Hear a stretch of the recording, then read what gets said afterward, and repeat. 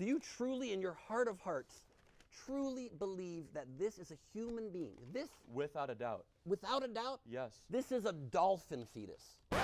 So let me. Without a doubt, a dolphin fetus is a human being. This is a human fetus. Look how similar they are. But quite different. Dolphin. You just confirmed that a dolphin, in life, you confuse dolphins for human babies often. So let me. You ask go to you a question. SeaWorld and you're like, someone's got human babies in that aquarium.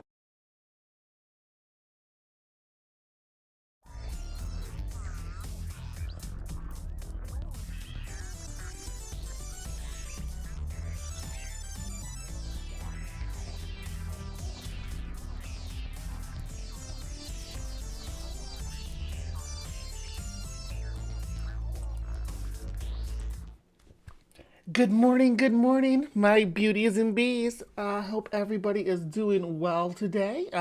It is Saturday, October 21st, and we are live from the Hive, as always. Thank you, everybody, for popping in and paying me a visit this morning. We already got a popping crowd out here talking about the funky mushroom beat that I laid down for you at the beginning of the show. I hope you love that. There's lots of little video clips, music videos, and things like that that I do because that's one of my favorite things to do for you, the members of the Hive. It's therapeutic to me to make these silly little videos and share them with you. I got dozens of them, and there'll be dozens more in the future. So stick around if you like it, because that's one of my favorites. And I'm also wanting to say hi to everybody who I see popping in and popping off. Hello, friends. We got Greg and John and Ring and Vandalia and Logan and Al and Sumami. Oh my gosh, we got all the usual suspects. We got Miss Minnow in the house. Yes, we do. And AR is here. Good to see you, AR. And we're dropping some fun facts about ourselves in the side chat. Let me see. Fun fact about myself with involving mushrooms. Oh, a fun fact about me. I'm like a epically good mushroom hunter. Like if you take me mushroom hunting for morels, we're gonna get some morels. If there's morels out there, I can find mushrooms anywhere and everywhere. That is my style. I'm like a truffle pig. When I was younger, they used to send me out. Like if there was a teenager that was like their first time out, they would I would go out and find some mushrooms and then like know where they are and locate them and try to teach the people what to look for to find them. I'd like go out before and do that. We'd do like I don't want to say it was like Boy Scouts, but like just we'd have herds of teenagers that come out on our property to go mushroom hunting every year. I spend a lot of time living in the country. Bree and I are starting a ghetto funk tech group, dropping an LP on SoundCloud soon. Yeah. Didn't know you guys, did you guys know I was going to play some funk bass on there too. Yeah, it's been a long time since I played funk bass. Slapping wears your hand out. I used to slap bass. Just in one band that I was in, I slapped bass, but I still have, it feels like I don't know, a bone spur? No, it's like a cyst or something right there on my thumb. Boom, boom, boom, boom. Yeah, it's been a long time. Adjusting the action for a slap bass is sort of a pain. Anyway, I'm getting off track now, talking about music and funking things up. Disco funk, ghetto funk, G-funk, yeah, like G-funk. That's like Warren G. That's my jam. Regulators mount up. I used to. That would be. We have like there was like my friend had basically a pool hall in his basement when we were kids, and we'd hang down there and listen to Warren G. and watch TV, play video games, play pool. Yeah. You can play piano. Yeah, well, having keys and a bass is all you need for a funk band. Come on now. If your keyboard has drums built into it anyway. All right. So, today is October 21st, so we are like in the midst of. Good morning, Nikki from Sasquatch Secrets. I was just shouting you out the other day. We are in the midst of spooky season, so today I do have a spooky lineup for you. I hope you guys enjoy it. Let's just jump right in because I don't have any more preamble. We're getting started early today. We're gonna get over to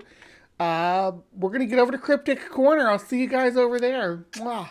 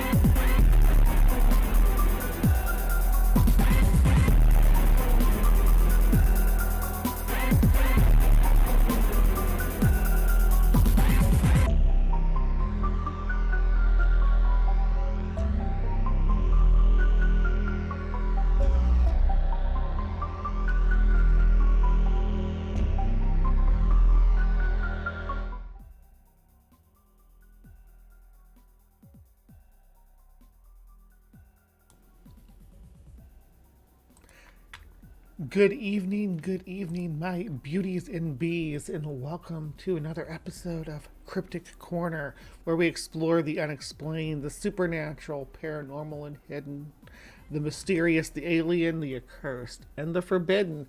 I am your host, Miss Bumblebee, and we are going to be diving into some oddities, as always.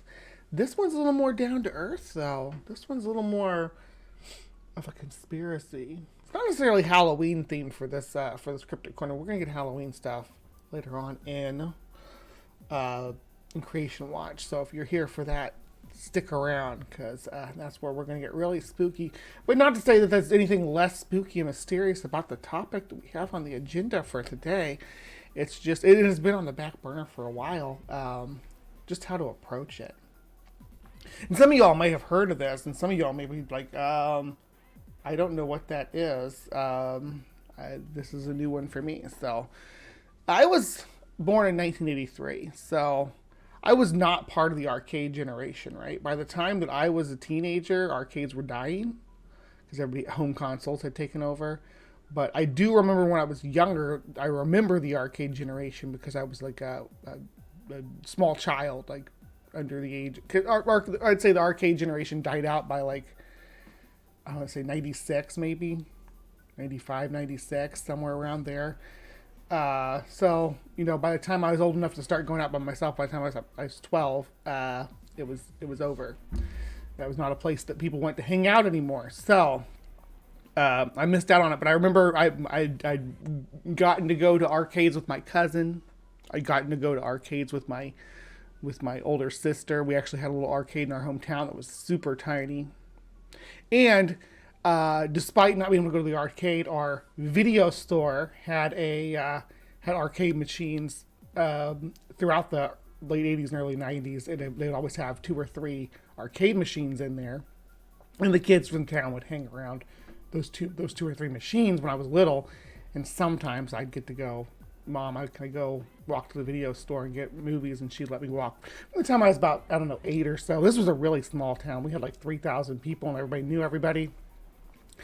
So me and my brother would be able to walk to the video stores by ourselves. And we'd go in there and we'd watch, the older kids play Mortal Kombat or Killer Instinct or they had Donkey Kong Country in there for a while.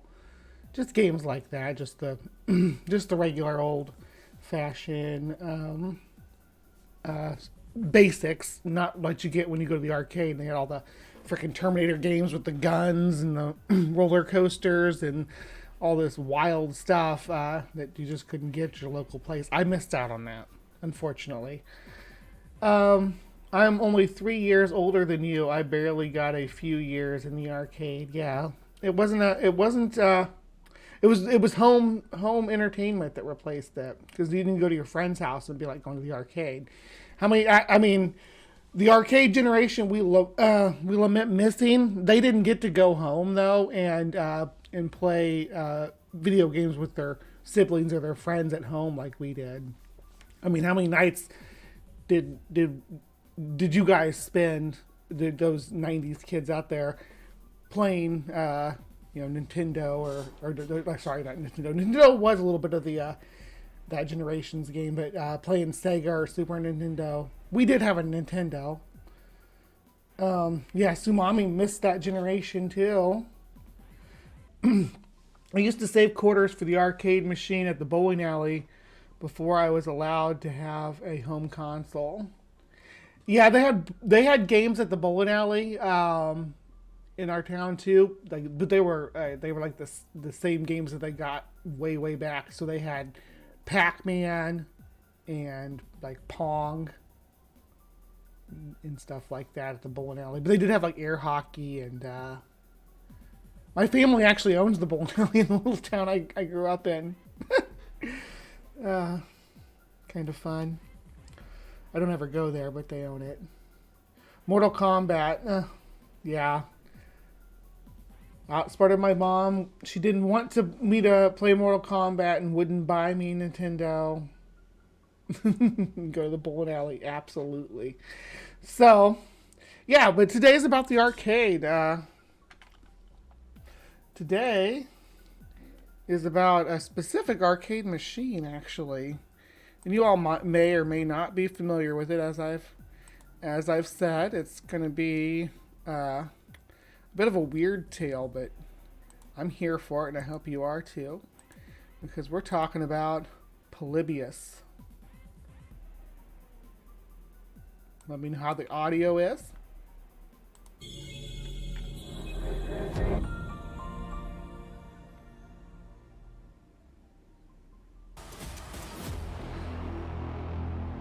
Ooh, Nikki, yeah, I was thinking about it just a second ago when I showed you popped up. You were probably part of the arcade generation. Yeah, you had at the roller rink, sure. They had a roller rink in this town that I live in now, which is across the river from my hometown. Anyway, let's get started. You all got me nostalgic for talking, just like reminiscing about the 90s. Did an unknown organisation, possibly the CIA or some other clandestine government agency, install an arcade game that possessed mind-altering capabilities, inducing anxiety, hallucinations, nightmares, and even suicidal tendencies in those who played it? Was the reason behind this dark project to conduct a top-secret psychological experiment which collected data on players' behaviour, responses, and physiological reactions, which would then be used to further the aims of mind control and psychological manipulation? Is this all just urban legend or a genuine experiment? Or perhaps even a blurred combination of the two? This mysterious game, Polybius, was said to be highly addictive, with many teenage gamers almost immediately hooked when it appeared seemingly out of nowhere in the early 1980s. Just who was behind this strange game, and for what reason? I'm Marcus Louth, and welcome to Mysterium. I've researched and written about all aspects of the paranormal and anomalous world for you. I'm not quite sure who I should cite for this video because he said it's Mysterium, and the channel's called Ancient Secret Discoveries, but it was released just one day ago. This is new. I had a different Polybius video scheduled, but if something new pops in with better narration, I'll jump on it. I learned about this through the Angry Video Game Nerd. But yeah, this is a new video, but the Zohar Originals, and he said welcome to Mysterium, but it's on Ancient Secret Discoveries, so I don't know who to cite. Ancient Secret Discoveries unearthed the chilling enigma, a covert government experiment on urban legend. Polybius, yeah, it doesn't tell who I should cite for this. This channel is, oh, here we go. This channel is managed by Zohar Entertainment Group International. Yeah, so that's who this is put out by. And this must just be like their show. Okay. Caught up. Years. So join me as we step into the shadows of the arcade gaming era, where an alleged mind control experiment sent shockwaves through the gaming community. The Polybius arcade game is surrounded by one of the most captivating conspiracy theories involving mind control and secret experiments conducted by intelligence agencies in history. The intriguing aspect of this conspiracy lies in the uncertainty of whether the game itself... See, that's what all the arcades look like now. Isn't that sad? I know this might be like AI art though, like abandoned arcade commands. Yeah. I was telling Maya I fell into an AI art rabbit hole. I'll talk about that at the end of the interlude, or at the end of the show. ever truly existed, and if it did, why it swiftly vanished as mysteriously as it had appeared. If we delve into the apparent origins of the conspiracy, it takes us back to the early 1980s in Portland, Oregon, a relatively calm and low-key location compared to its more well-known neighbouring states. According to urban legends surrounding the Polybius conspiracy, a new and highly popular arcade game named Polybius appeared in 2 different arcades in Portland in early 1981. Players became heavily engrossed in the game, forming large crowds and lines of people that would extend well beyond the arcade store as hundreds of teenagers queued to get in. There were even occasional fights over turns to play the hypnotically graphic game, which employed a seemingly simple joystick and button setup. One of these fights even results... It's supposed to be vector though. Did y'all like any of the vector games? They're a little bit different. They all have the black screen, black background, with like colored lines.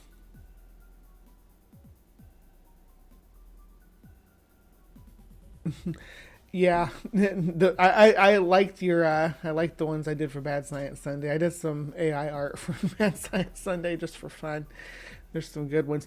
I want to take some of the ones that had that because there's some that do look kind of like Doc, but I just need to change the hair color because if I didn't type that he was white, it made him black. Just because I used I don't know because Maya was black. I guess it's like, oh, they have to both be black then. And I don't know, but it was, so I had to type white, but if I typed white, it gave him a white beard. Physicists all have to have white hair. If you type in physicist into an AI, it's gonna give you a white haired dude. There's no way around it. Try it yourself. You have to type in young physicist or specify a hair color for your physicist, or else it's gonna give you Doc Brown in a lab coat. Sorry, Tap, in a lab coat, because that's the rules. Physicists have white spiky hair and wear lab coats. Sometimes they can have a beard, but it's a white beard. Glasses are optional as well, depending on what they're doing. If they're really excited, they don't have glasses on, but if they're doing research or something, then they have glasses on. I've been making these, or sculpting how to make these commands for a while now. Now I'm getting into it, so I'm going to shut up and play the video again. In one player attacking another with a knife. Other players reported to experience unusual side effects, such as severe illness, unsettling nightmares, or insomnia. Now, I will say that when I was a kid, the arcade did have the reputation for being a place where fights would break out. Like outside, out behind the arcade, people would fight in the parking lot at the mall. Insomnia, despite exhaustion. Perhaps strangest of all, though, although there appears to be no solid proof to back them up, some legends claim that 2 players actually disappeared following playing the game. Further rumors... Legend says. This is all legend says, right? This is all urban legend. You think there'd be more to it than that. Now, do I put it past the FBI to do something like this? Absolutely not. Freaking look at some of the meme says that the weirdest thing about America is that every 25 years they come out and say, yeah, we did that, to some horrific event, and everybody just kind of accepts it because what are you going to do? All the people involved are dead now. Hey, Jeff. We are doing Polybius. Suggested that rather than being abducted, they had been offered jobs to work for the dark company behind the game in order to attract other teenagers to it. The game was developed by a German company named Science, which interestingly enough, when we consider what we have just been discussing, translates to sense deleting. One central aspect of the legend is the presence of mysterious men in black suits. Like sine waves. Sine slasher. That's spelled SINNE SLOS.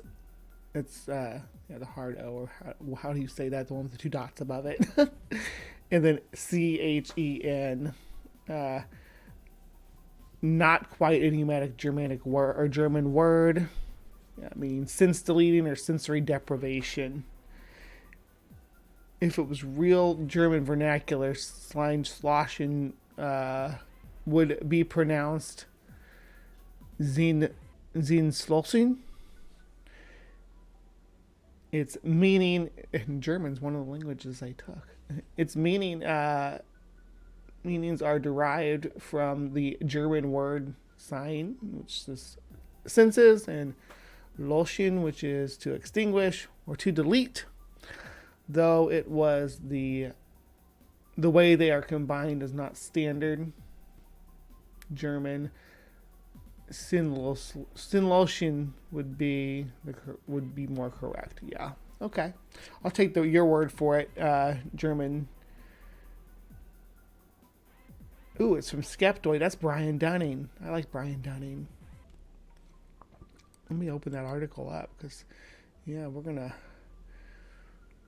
have Brian guide us on a journey through this too. Do you all ever? Skeptoid is so underrated on YouTube. For a long time, they didn't have any followers at all. I saw him on Kenny Biddle's channel a couple of months back. Do you all know Skeptoid, Brian Dunning? They debunk stuff like I do. Actually, they've inspired countless episodes of CryptoCorner. They got an episode on Polybius too, which you can. Yeah, you can. We'll look at their YouTube channel too after this. Don't let me forget. Very similar, it would appear, to the Men in Black. Umlaut, who supposedly monitored the two arcades housed in the Polybius game. These individuals, believed to be associated with intelligence agencies, not only observed the premises, but also regularly placed components in the back of the machines, allegedly retrieving collected data for analysis. It is theorized that the game's purpose was to test the effects of subliminal messaging and other covert techniques on unsuspecting individuals. Strangely enough, the strange men in dark suits who see. Well, we do know now, I mean, since the Pokemon era at least, the Pokemon kids they were younger than me. I don't know if any of you all are Pokemon kid generation, but seizures were a problem with Pokemon kids because some of the flashing content that they put out. Let's see, Vandalia says Super Mario Brothers 1. I do like the Super Mario Brothers series. I'm a Nintendo nerd. I like Yoshi's just like my favorite. If I could have a pet Yoshi, oh my gosh, my heart would just melt. Could you imagine riding a Yoshi around all over and just jumping and hopping? You could jump real high and you just sit in your little saddle and oh my gosh, it'd be so amazing. Am I the only one? Am I the only one who wants a Yoshi? Yeah, Put a 1 in the side chat if you want a Yoshi. Or if you think Yoshis are enslaved. I don't know, because you have to do some death jumps with Yoshis where you drop your Yoshi into the pit so you can get across. It's just awful. I would never do that to my Yoshi though, not a real Yoshi. Yeah, Donkey Kong is a prequel to Mario Brothers. Mario didn't have a name back then, though. He was just called Jumpman. And he was a carpenter. It was before he went to plumbing school, before he got unionized. So, good for him. I mean, you switch whatever fields, I guess, work in construction. You see how much money the the pipe guys are making. And you're like, oh, I'm switching it up, and you do good for yourself. Once you start making bank doing the plumbing, you can drop the side gig with the captive gorilla.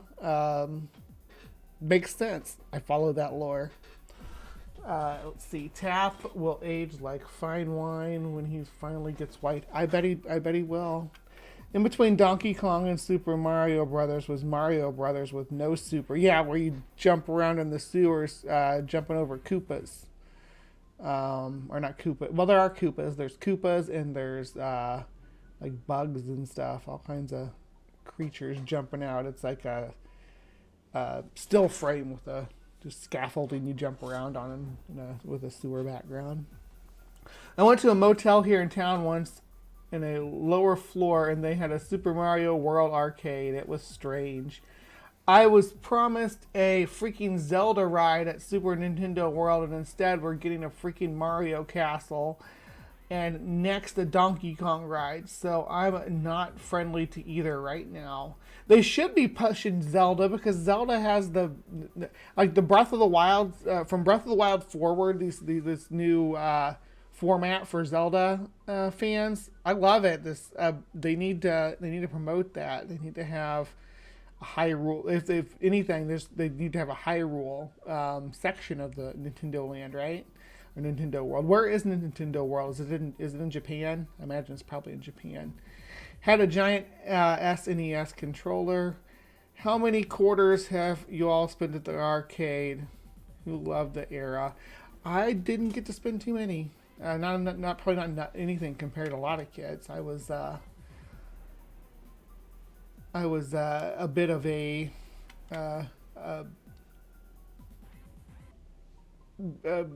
bit young, and I didn't and lived in a very rural area, so there wasn't a lot of options.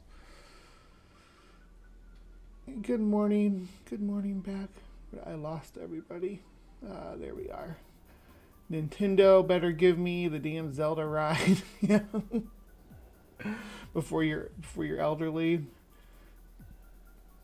My Russian language professor told me when they teach writing to children, they call the umlauts mouse ears. That's cute. Yep. Good morning, back. Good morning, Ryan. Good morning, Dave. All right, where were we? Just going through the comments real quick before we get the video rolling again. I don't have epilepsy, but I hate flashing lights. I'm also convinced certain patterns of light frequency can cause seizures, even if you're not epileptic. I struggled with that word for some reason. It's too early, and I'm already wiped out my coffee. My oldest son doesn't like flashing lights either. They give him he just gets like bad vibes from it. Like he has like panics. Let's see here. Where was I? I could definitely see that happening. Sumama. I had a focal seizure at an Interpol concert once, standing close to the background lights where were flashing weird patterns. Shit was bizarre. I had like a heat stroke on a submarine in Charleston, South Carolina. Just floomp. I was out. I think the lore is Jumpman from Donkey Kong is now Mario's dad. Is that the new lore? Okay. Same, yeah, autism. Okay. Beck blames that on the light irritation. I barely noticed it. It was just like 10 to 20 seconds and gone, but I was still standing there fine. You know, I like flashing lights. I like strobe lights and stuff because I like dancing in them where I move like in. Yeah, it's cool. Why are there no donkeys in Donkey Kong? What is a Donkey Kong? Stubborn. They were trying to translate stubborn, trying to make it stubborn gorilla. and the English translation they ended up with was donkey instead of stubborn, and then Kong like ape. Lots of characters from Japan get names like that. Godzilla is gorilla whale, Gorgira. Gorilla whale. So there's that.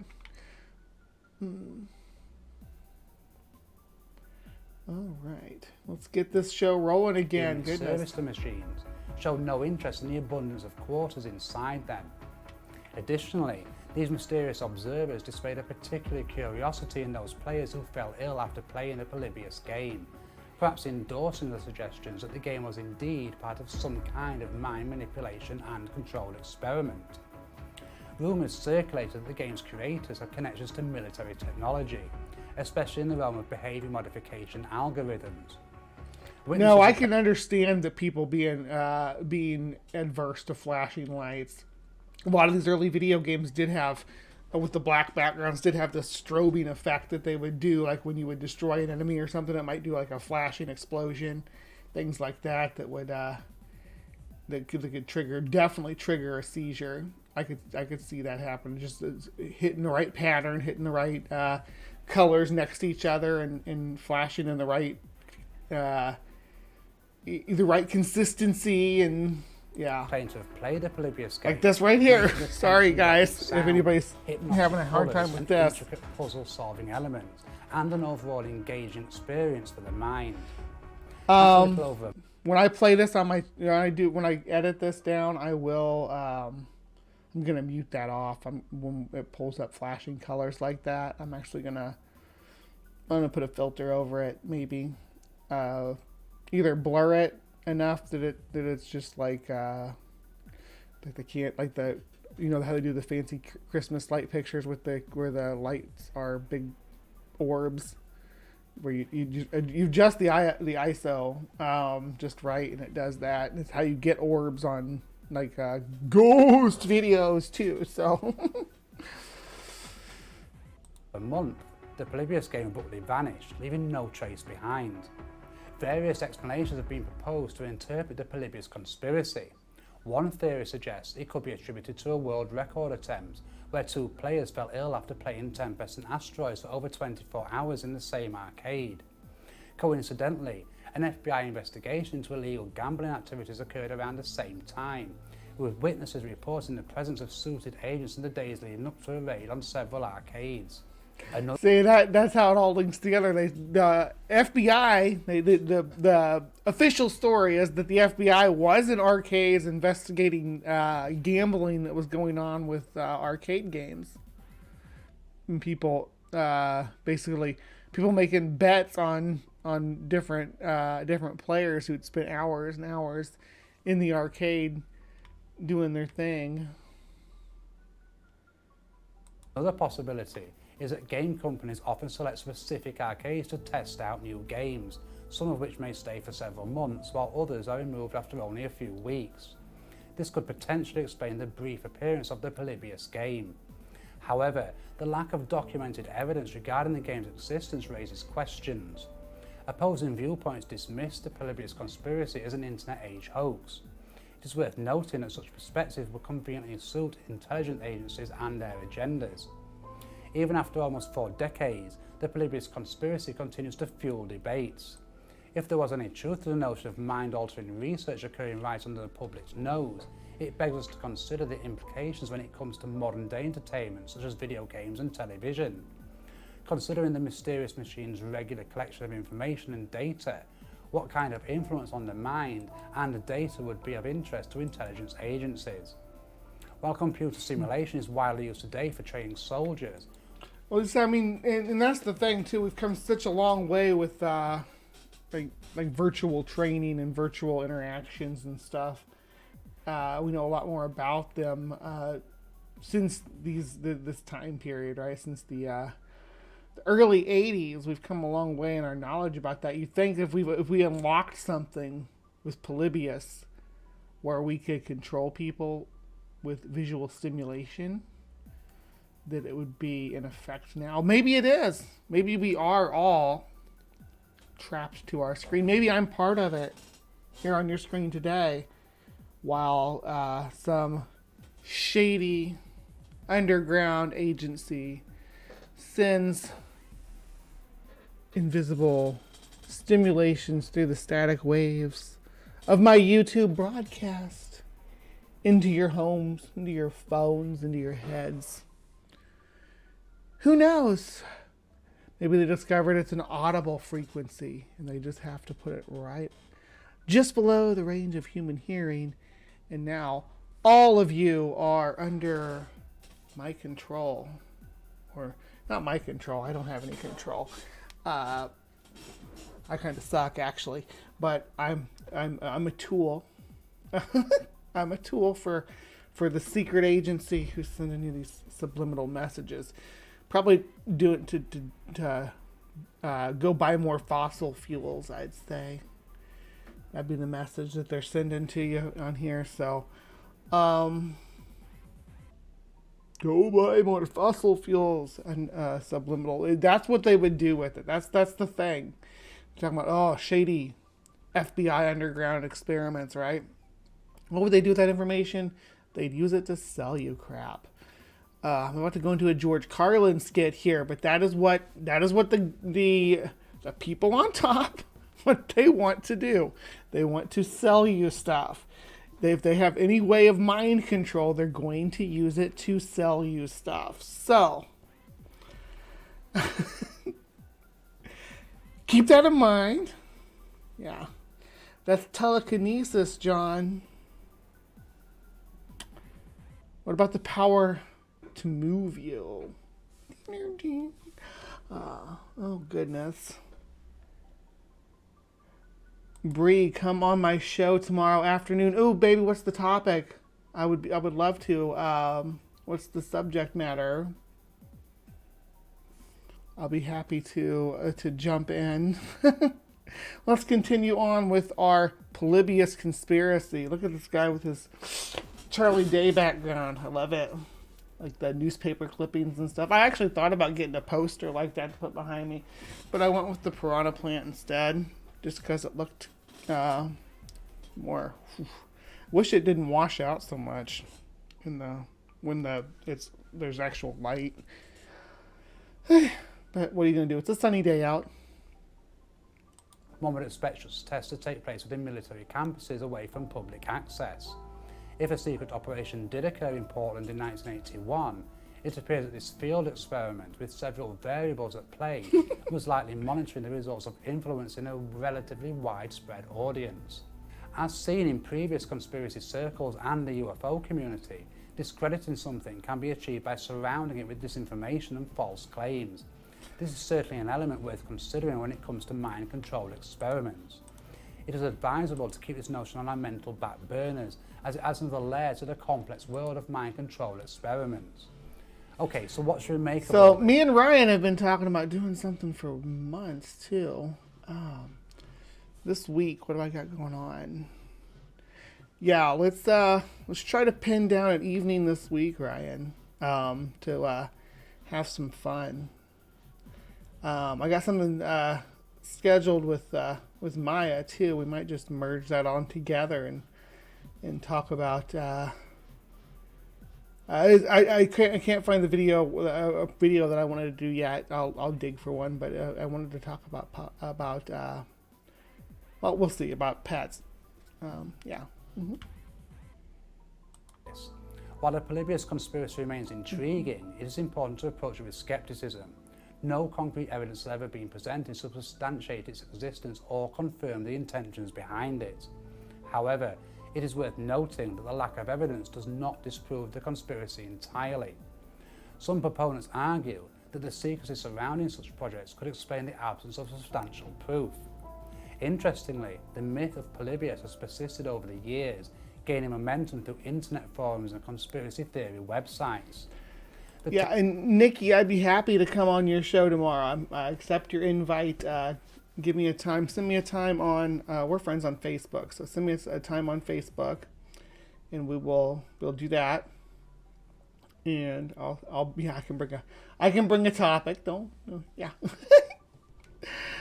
And we can just have some fun talking about Sasquatch. We can talk about that newest video, and explore that too if you want to. I haven't got to talk.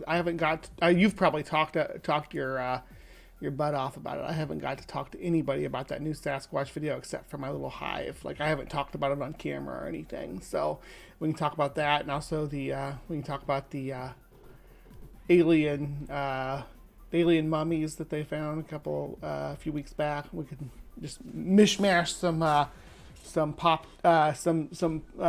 some cryptic stuff that is making a splash here in the last couple of weeks. That sounds like a fun thing to do.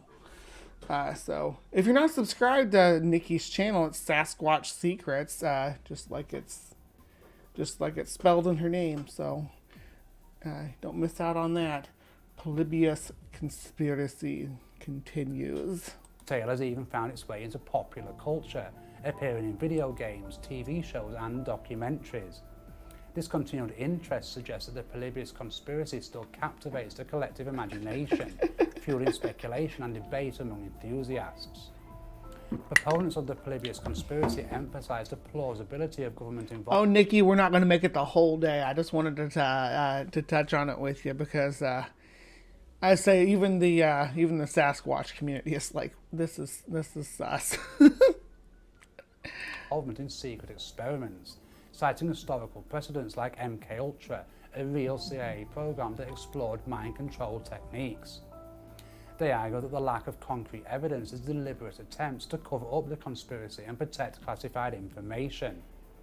Additionally, proponents point to anecdotal accounts of individuals claiming to have experienced adverse effects after playing the game. While these personal testimonies lack scientific rigor, they contribute to the mystique and lore surrounding the legend. There's like really nothing to it besides some kids saw suits hanging around the arcade. I don't know if Polybius was I don't think Polybius was a real game. I don't think it actually existed as an actual console. There's lots of reconstructions of it. However, with all that said, there is, as usual, more to such matters than it first meets the eye. And, like most legends, urban or otherwise, there are many partial truths to the Polybius conspiracy. If we return our attention to the alleged makers of the game, Science Slosher, it becomes apparent that the translation is not an exact one, mainly due to there being no such actual word. This might lead us to suspect that the name was conceived by a non-German speaker. Yeah, I was just talking about that a minute ago. I didn't even realize he was getting into that. Yes, I should have watched this all the way through. I watched probably, I don't know, about 5 to 10 minutes into it. So, yeah. Possibly an English speaker, and given where the game appeared, possibly an American. Furthermore, there were I'll come on your show, Al. We've set some time up, sure. Records anywhere to be found for such a company operating in Germany or anywhere else. And while the graphics and font used for the time would appear to be quite advanced, suggesting it was developed by a company or individual with a lot of knowledge or money or both, no matches can be found to establish other game developers of the time. Although there is no actual footage of the gameplay itself, those who claim to have played it or witnessed it being played state that it was vector-based. Why are all these games are not vector-based? They're all pixel-based. It's arcade games. The graphics are created by drawing lines and curves directly on the screen. The games have... Fun fact about my thumbnails. My thumbnails are vector-based because I use Inkscape to make my art. So I think it adds a bit of dimension to the figures. Yeah. Hardware uses mathematical equations to determine the position, length and direction of these lines, resulting in smooth and precise graphics. This technology allowed for detailed and fluid movements, as well as the ability to scale and rotate objects without losing visual quality. The iconic game Asteroids is a prime example of a vector-based arcade game. The spaceships, asteroids and other objects in the game are all composed of lines and outlines rather than pixel-based sprites. The vector-based approach provided a distinct visual style and contributed to the unique gameplay experience of these arcade classics. There was another popular vector-based game that Polybius was said to be very similar to, Battlezone, and here we find another point of interest. Released by Atari in This reminds me of Mech Warriors too. When you turn your heat sink on, it looked just like this. They I think that was Mech Warriors vector based. I didn't know that. Neat. 1980, Battlezone was an arcade game that thrust players into the cockpit of a virtual tank. Featuring a first-person perspective and vector-based graphics, it provided an innovative and immersive experience for gamers. The objective was to navigate through a wireframe battlefield, engage enemy tanks, and Yeah, it's like early first-person design stuff was probably really popular. I wonder if he's saying Polybius was supposed to be first-person, because I don't think it was. I think it was supposed to be like a puzzle game. We had like solve things in a certain fast pace, like navigating a polygon tunnels or something. strategically destroy their forces. The military was quick to recognise the potential of Battlezone as a training tool. With its realistic controls and dynamic environment, the game offered a unique opportunity for soldiers to hone their skills in a simulated combat scenario. In an era where computer-based simulations were still in their infancy, Battlezone stood out as a viable and cost-effective option for training purposes, and the military had Atari develop the Bradley Trainer, which was essentially Battlezone tailored for their purposes. So what are you going to give the soldiers? Joysticks and button pads to go control, to actually drive their tanks? I'm not lying, that'd be kind of sick, but yeah. One of the key benefits of using Battlezone for military training Pull a full Enders game on them. Say this is just a simulation to train you, and have them go in and like destroy Kuwait. was its ability to enhance situational awareness. By immersing soldiers in a virtual battlefield, Hey, the Blaster. game helped develop critical skills such as spatial orientation, tactical decision making and quick reflexes. The visual and auditory cues provided by Battlezone simulated the chaos and unpredictability of real combat situations, allowing soldiers to practice reacting under pressure. Although this is pure speculation, knowing all of that about Battlezone, could it be possible that the military, perhaps an intelligence department of the military, might have approached Atari or any other leading game developer at the time with a request to develop a game that could put such pressure and elicit similar responses from the general public? It is certainly not that much of a stretch of the imagination. Yeah, but there's medical. There's going to be. It's the FBI though. I'll say, you think they would require specific medical intervention to maintain the integrity of the experimentation by having the gamers monitored while they engage in gameplay. Just a thought, just spitballing off the top of my head, that using children probably not a good idea.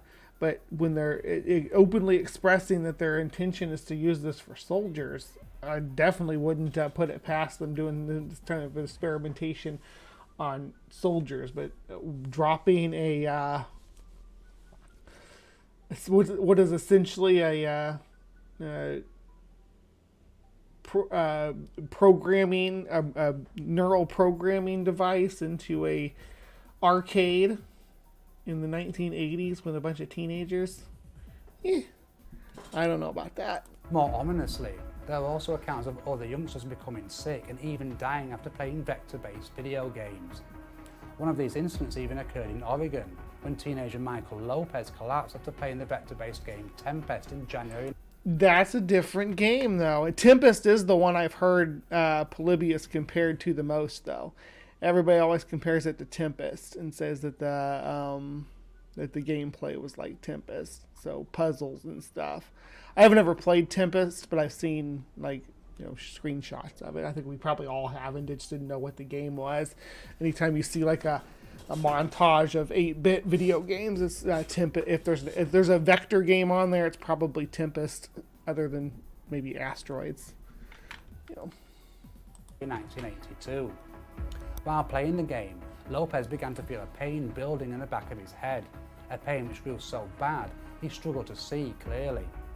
Shortly after leaving the arcade, he vomited violently and eventually collapsed near to his family home. Now, although he would make a full recovery, it was thought that the flashing from the game had triggered some kind of seizure in the teenager. Yeah, this is what we were talking about earlier. This is probably an early example of the same thing that happened with the Pokemon kids. The previous year, though, in January 1981, 19-year-old Jeff Daly wasn't so lucky. Daly, an avid video game enthusiast, spent hours engrossed in the virtual world of the arcade game Berserk. Known for its frenetic action and challenging gameplay, Berserk captured the attention of gamers worldwide. However, on that fateful day, Jeff collapsed shortly after playing an extended session of the game, leaving family, friends and the gaming community devastated by his untimely death. Now it was discovered that Daly had an unknown underlying heart condition, and that the stress of playing the game had ultimately caused the young man to have a heart attack. The same game, though, claimed the life of another gamer a short time after. That's wild to think that you get yourself so worked up about a video game that it give you a heart attack. It's scary. I used to host Tekken tournaments every Friday after the mall closed, and with my friends at the arcade. Tekken. Yeah, I played Tekken for a little bit. Again, seemingly causing a heart attack. Okay, so we know that there could be real health implications of playing video games. There is, though, a further twist. At the same time that legends say the Polybius arcade game was available in Portland, the FBI conducted several raids in the city on, of all places, arcades. The official reasons for these raids was to shut down illegal gambling, drug activity. Right, and then that gets mixed in with this folklore about the video games causing people to have mental health issues and physical effects. In general petty crime. Yeah. And part of these operations even saw the FBI install video cameras and microphones in certain arcade games in their respective establishments in order to gather evidence for potential prosecutions. Furthermore, these federal agents often arrived in suits and ties, retrieved the cameras from the arcade games and simply left again. Might we suspect that the Men in Black claims associated with the Polybius conspiracy were these same federal agents? And was this federal activity legit? Right, that's what I'm thinking there. That's pretty based. I think that, yeah, they probably had monitoring equipment for busting gambling rings, and the kids saw the guys come in and get it and thought they were collecting data from the video games. Legitimate, or simply a cover for a CIA mind control operation. And we should note, it wouldn't be the first time that authorities from various places around the world have conducted experiments on their own populations without their knowledge. And while there is no solid proof this was the case with the Polybius legends, it certainly wouldn't take that much of a stretch of the imagination to suggest that it was. Might we consider, though, that the Polybius game was not some dark government mind control experiment, but merely a marketing research product that went drastically wrong? We should keep in mind, rightly or wrongly, the whole... No, I'm gonna go stick. I'm sticking with the busting gambling rings. Probably the Department of Gaming or whatever. What do they call that? Department of... I'm gonna look it up because it's gonna drive me crazy.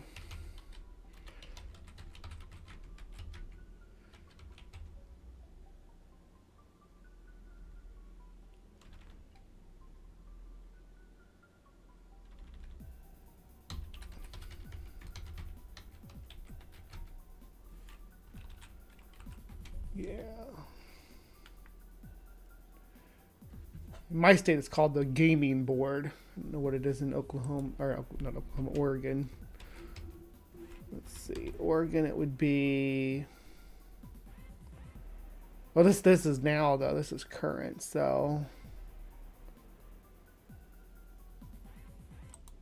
Gambling in Oregon is. Who's the regulating body? Come on. It's weird that I could find mine just like real quick. I guess there's different bodies that regulate different areas. I'm just because it just refers to the Oregon Department of Human Services. So, yeah, we have a Bureau of Gaming in most states in the Midwest. Point of arcade games, certainly in the early 1980s before the rise of home consoles, was to make them so addictive that the player continued to feed coins into them and keep playing. And as such, this would have been central to any game that was developed. And could it be possible, possibly by using advanced technology or subliminal techniques, that the Polybius game was experimenting with just how addictive they could make a game and what that effect might have on those who used it? Might this be why the mysterious men in dark suits are more concerned with how people reacted? They're still working on that with the games that are on here. The microtransactions and stuff to keep you playing, keep you wanting to plug just little microtransactions, buy this package, buy that package, buy this card set, whatever is in the game to help you advance forward. They're still working on trying to market that to you and subliminally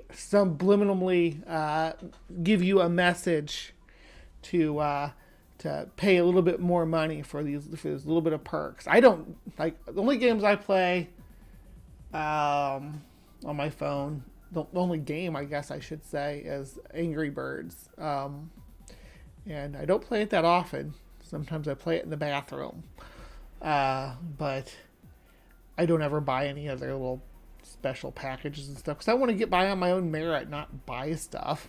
What's the point in buying stuff when you're gaming? Now, when I played Diablo 2, I would buy stuff in-house with, I would get Stone of Jordans and buy stuff with those because those were the currency of the realm when I was playing. Especially those who became ill after playing it. And could it be after the short amount of time that it was available and this marketing research experiment was completed, it was decided that the effect was too great to release the game nationwide? After all, if the game went on to result in deaths... No, because I think we would have went ahead and weaponized it if that was the case. If we found a way to weaponize the the gameplay to make people sick or even die from playing video games, we would be that would have been put into television frequencies, and we would weaponize television frequencies at that point. I think that would be the next step. So violent behaviour, not only would there be a backlash against the company, there would likely be a very public investigation. And with this last point in mind, is this why the Polybius game disappeared as quickly as it seemingly appeared, so that those behind it could suppress it and distance themselves for their rash experiment with the unsuspecting public? Of course, all of this is just speculation. Before we wrap this up, we should also briefly examine the name Polybius itself, as it could give us a clue as to how real or not the Polybius conspiracy Polybius, the Greek puzzle guy. It is. Now, Polybius was a Greek philosopher who was specifically known for puzzles and cryptography. One particularly interesting quote from Polybius, especially in light of our examination here, is essentially that a person should not believe something unless they have witnessed it themselves or others have. With this in mind, might we suspect that the Polybius conspiracy is a purposely manufactured urban legend? Some researchers have pointed to one particular theory that suggests Kurt Koller, the founder of CoinOp.org, played a significant role in perpetuating the Polybius legend. Some proponents of the theory speculate that Koller fabricated the Polybius legends as a means to drive traffic to CoinOp.org. They suggest that by perpetuating a mysterious and intriguing tale surrounding a fictional game, Koller could attract more... So, Polybius, the quote I guess he's talking about is that there is no witness so dreadful, no accuser so terrible as the conscience that dwells in the heart of every man. If history is deprived of the truth, we are left with nothing but an idle, unprofitable tale. You know, so that's the quote I think he was talking about. Visitors to his website, boosting its popularity and increasing engagement. However, it is important to note that these claims lack substantial evidence and remain speculative. As with any conspiracy theory, it is crucial to critically evaluate the available evidence and separate fact from speculation. While the claims linking Kurt Koller and CoinOp.org to the creation and promotion of the Polybius legend exist, They remain unverified and should be treated as such. Such claims, though, add an extra layer of intrigue to an already nuanced legend. Ultimately, the Polybius conspiracy continues to capture the imagination of conspiracy theorists and researchers alike around the world. While the lack of concrete evidence... I don't know if like people take it seriously, though. I think it's more of a like, hey, this is how urban legends spread from normal stuff happening, especially when there's young minds involved, children involved, seeing these people come in and gather these. Because it wasn't the kids that were doing the gambling rings, right? It was adults betting on the kids who were playing the games that they were busting, right? So it's not the children weren't part of the investigation and being pulled in by the FBI or anything, but the children did see the FBI come in and put their cameras in and put their monitors, recording devices and stuff on the machines, and all this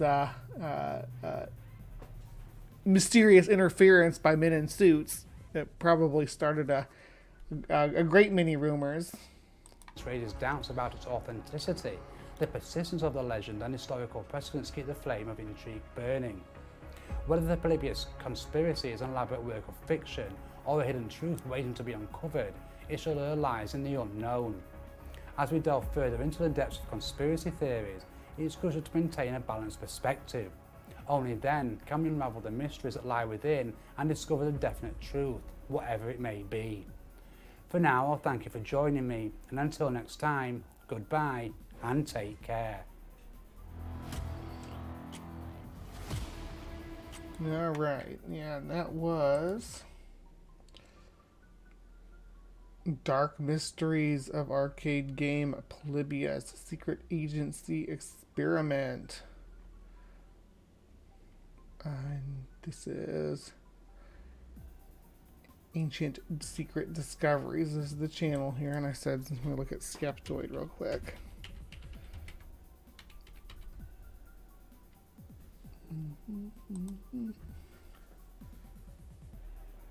Yeah, they have a like 11-minute video on it here. You're listening to Skeptoid. I'm Brian Dunn. And they are, I mean, they got more subs than me, but they're still painfully undersubscribed. So if you like this kind of stuff, you could subscribe to this channel. They do videos pretty regularly. It was 3 days ago. 2 videos just 3 days ago. But about pretty much any subject you can think of when it comes to skeptic and debunking. I also interact with some other people in the skeptic community. But yeah, check that channel out when you have a spare second.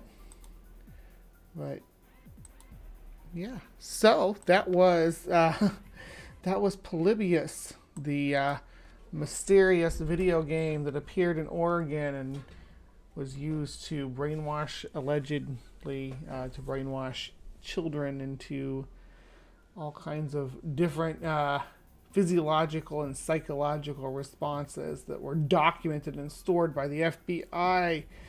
And yeah, it's a big conspiracy, but what it really comes down to is that the FBI was investigating a gambling ring as observed by adolescents who didn't know what was going on. And it looks suspicious. Yeah, so if you enjoyed that, please let me know by hitting the thumbs up, or that's the thumbs up, or hitting thumbs down too. I don't mind if you hit the thumbs down. Just if you do, well, if you hit either of them, you can tell me down below what you think of Polybius and what the truth behind it is. Whether you think it was actually a real experimental video game that existed, or if the video game was fabricated whole cloth. Because I'm still on the fence about that, whether something that was called Polybius existed at all. That I don't know if someone slapped a different name on it on Tempest or something, but yeah. Anyway, to my beautiful, wonderful, Cryptic Corner crew watching this with me Friday night. Please remember to pop in tomorrow morning for Live from the Hive for even more spooktacular fun as we move through the dark corners of the internet. Please remember to be kind, take care, and we'll see you next time. All right. Live from the Hive. Live from the Hive. Don't go anywhere. You all know the rules. We're going to say, don't go, because this is just first intermission in the show where we move into some creation watch, and you are not going to want to miss this. Maybe you are, because it's going to be cringe as hell. I don't know how much of it I'm going to get through, babies. So y'all want to see me cringe through some of the worst made Christian propaganda on the internet? Do you want to see the absolute worst of the worst? Because we moved away from YouTube. We moved away from TikTok. We've moved to another app. So stick around and find out. I'll see you guys over there. Satanism. To most, it conjures images of medieval black masses or sinister deeds done for the devil.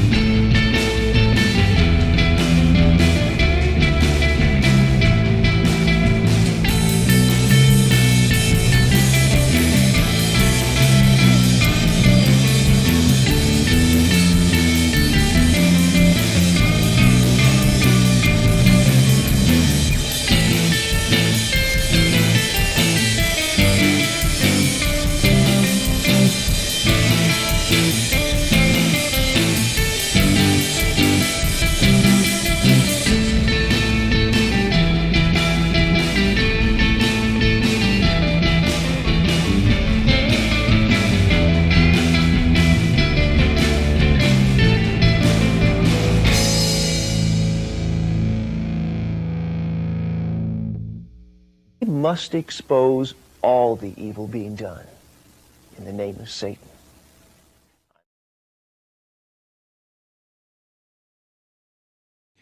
Religious extremists don't believe in plurality or inclusion, but only in their own superiority and privilege. So in the 1950s, they changed our national motto from the unifying phrase E pluribus unum to an exclusionary proclamation of religious belief, and then forced atheist children to chant that mantra ever since. They don't want a democratic republic of we the people. They want an authoritarian regime of forced conformity, restricting even our most intimate liberties, what we think and even who we are. To achieve that goal, they promote American exceptionalism, which is the lie that the U.S. is blessed and will remain so only as long as we appease the Christian version of God, even when that means attacking unbelievers and queer folk, which our increasingly awful state is already doing.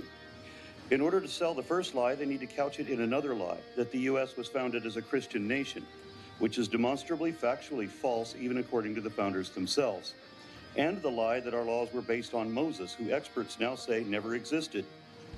The First Amendment contradicts the First Commandment because the founders wanted to be the polar opposite of the Sharia-like law of Moses. But if the 10 Commandments were prominently displayed in every classroom, then the kids would believe that lie. That's why religious conservatives want this.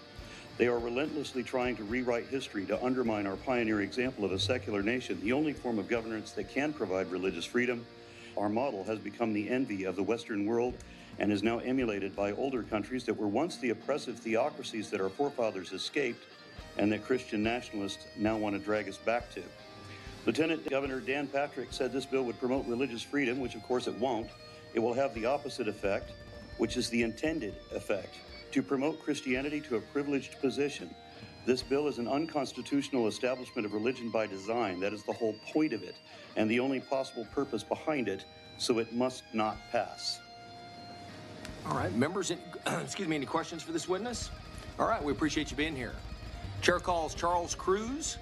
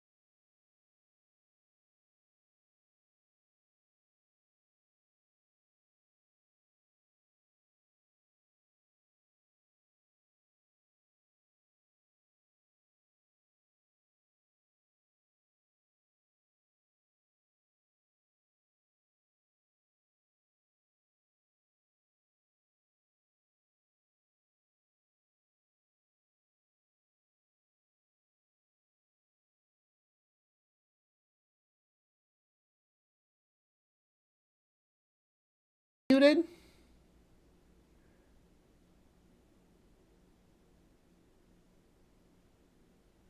Aw, that's all right. I was muted. I thought you were saying the video is muted. Good grief. It is that time of the morning. Bree's muted.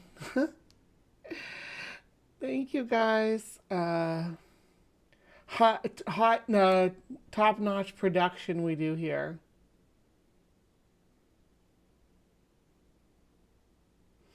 Yeah, I'll just we'll restart from the beginning. Y'all with me? All right, let's do this. Let's do this. We're gonna start all the way back from the beginning. It's all right. Love you guys. Thank you so much. This is pretty nonsensical. Okay, I'm so sorry. love you, beauties and bees. Yeah. All right, here we go. Welcome to another episode of Cryptic Corner as we explore the opinions of various sects of religious people who have negative opinions on the wonderful Halloween holiday and its alleged demonic origins. It's been something I've been doing for the last couple of years on the channel, and and the places I've delved into, the content that I've explored has ranged from exploring what this big Islamic channel on YouTube thinks of Halloween, to what Wretched Radio thinks of Halloween, what Bob Larson thinks of Halloween, ex-witch Ginny Weaver. We've been all over YouTube. We've even gone out to TikTok and seen what some squirrely people out there think of Halloween in the past. But now we're going to visit a place we've never been before for some of the most bizarre Halloween content, or anti-Halloween propaganda, I guess we should call it, that I have seen in my life. Like, this is the bottom of the barrel, folks. Welcome to Rumble. These channels are sort of small. The truth about Halloween, what the Bible says about this, and it's good. So they're going to tell us in the most bizarre way about the dangers of Halloween. So let's get started here. This is from 2019, so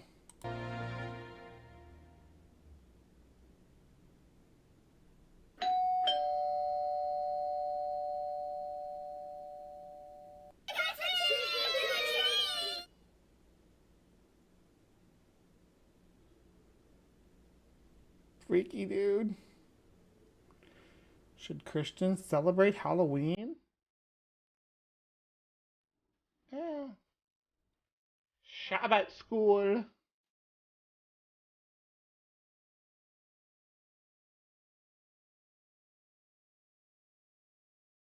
So this animation's not bad. I like this. For like a kid's show, it's alright. This is weird though, having like this live action photo.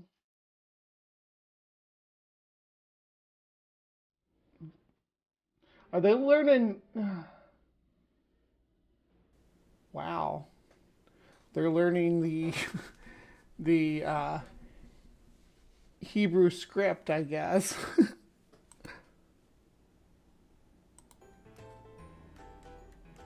Shalom, everybody. Welcome to my classroom. My name is David. If you don't like seeing this guy's teeth, you're gonna have a bad time. If you don't like his robot voice, you're gonna have a bad time. His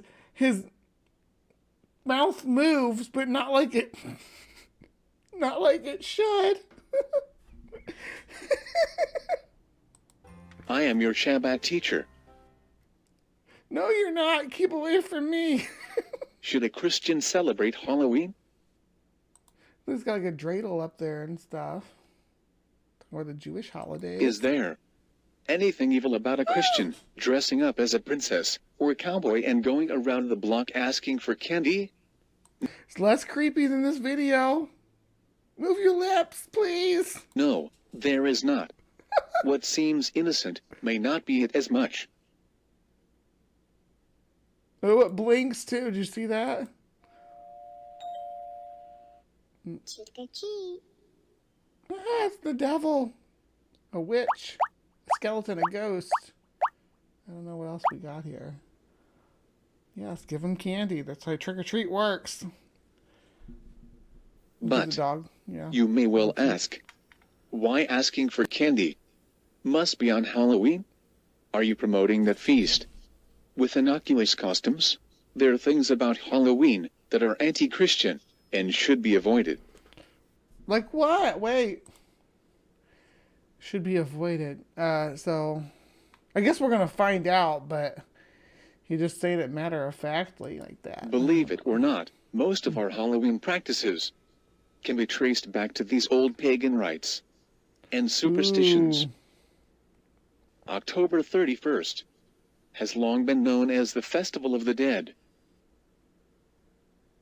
The origins of Halloween are Celtic in tradition as we know it, began over 1900. I said this last time I watched one of these. Celtic is the way that I say it. Celtic is a basketball team. I think that the proper English is spelled with a K in the original language, which denotes that it should have a hard K sound. So Keltic, Celtic. But if they want to say Celtic, I guess that's what how their robot voice translated. Years ago in England, Ireland, and northern France, and have to do with observing the end of summer sacrifices to gods. In Druidic tradition, they were on down into the Spain and Portugal. There were Celtic civilizations all the way, up to Belgium and stuff. There's Celtic ruins all over Northern Europe.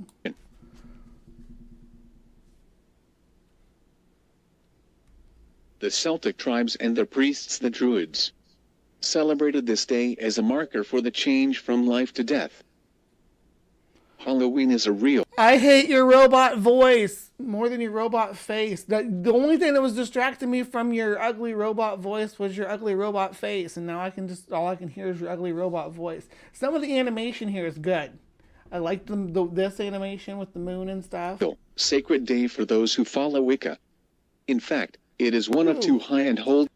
So I've been to a lot of Wiccan celebrations for a lot of holidays, a lot of Sabbats. There are more than two. There are 4 main ones and 4 minor ones, and they divide the wheel of the year. But I've never been to one where we wore animal heads. Been to one was these what they're wearing, and these ones, these young ladies with flowers on their heads. That's more of a Beltane sort of thing. That's something they'd wear at in the spring or maybe at a summer festival, wrapping the maypole and stuff like that. But in the fall, you wouldn't have access to this kind of flowers. But cool owl mask though. I like these masks. You got like wildlife and farm animals together. Unless this is supposed to be a wild boar. It'd be nice to see some tusk then. It'd fit in better with the wildlife. The forced smile is like Joel Osteen. You're so right. Early days for them. The Celtic belief of spirit. Yeah, Wicca isn't an ancient pagan religion either. It basically invented in the 1950s from a conglomeration of inference of ancient pagan practices from around the world. It's a hodgepodge of essentially it's a very sexual religion. We'll just leave it at that. Spirits being released is current, along with the worship of Samhain, the Lord of Death. Both are promoted as something to embrace on that day. Samhain is how it's pronounced.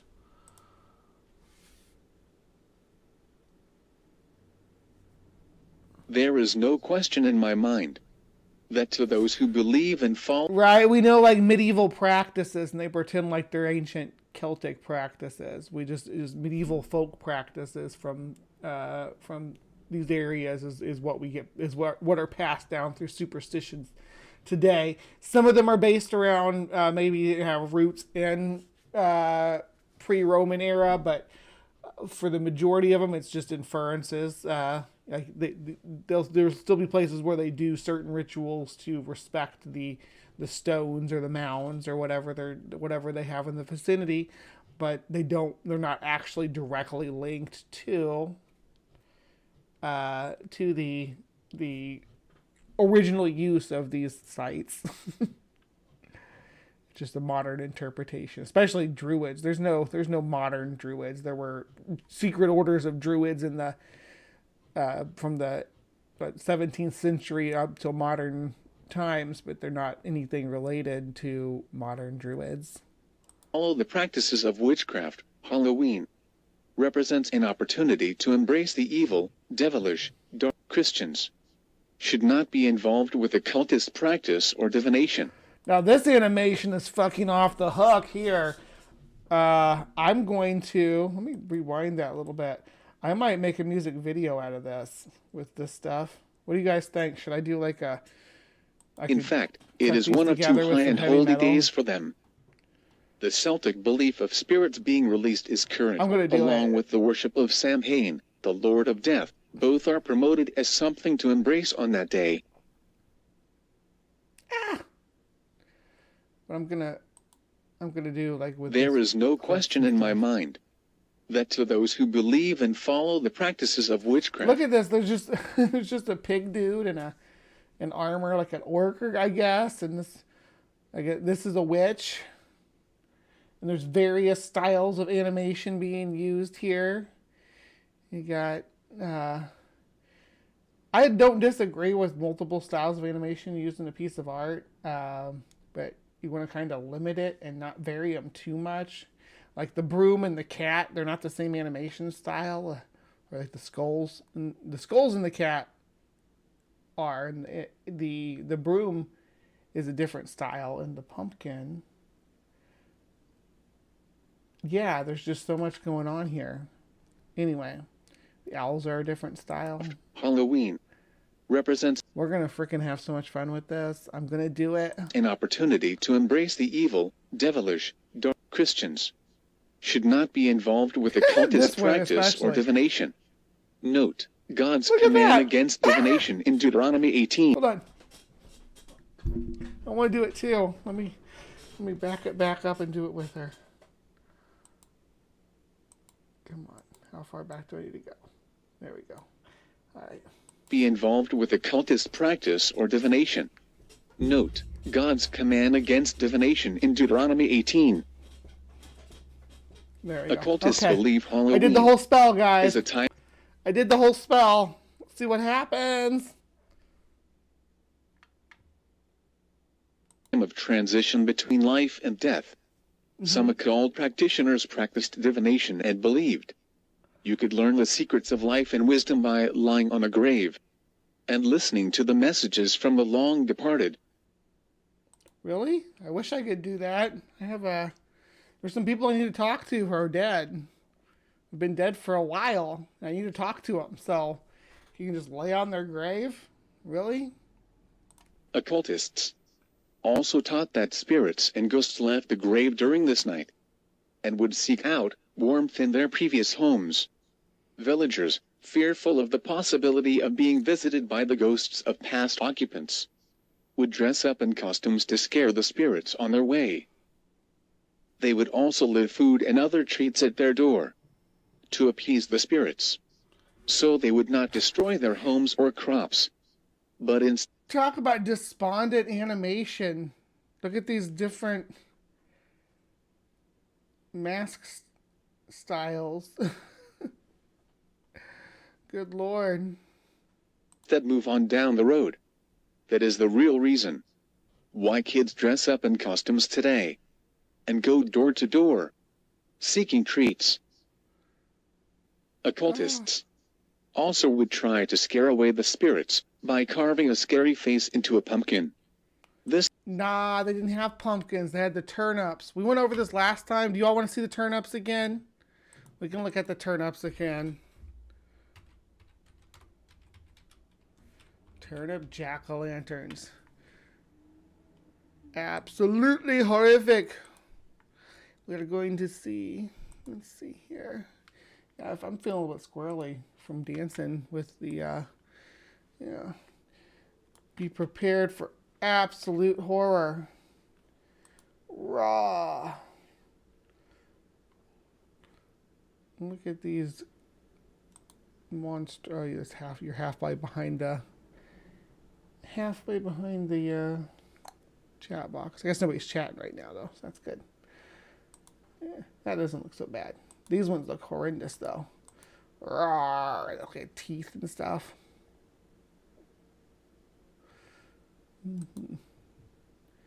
Look pretty wicked. Ugh. Like, you don't want to mess with this guy. Not in the wild.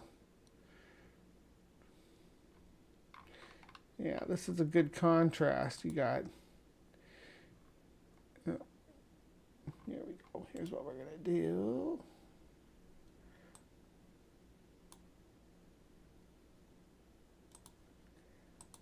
There you go. Yeah. Here's the contrast.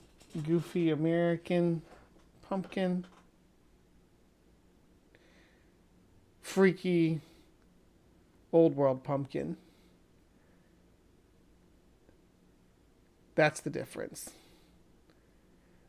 Back to Rumble's This presentation. horrible visage would hopefully move the spirit on to another home or village and spare that home from destruction.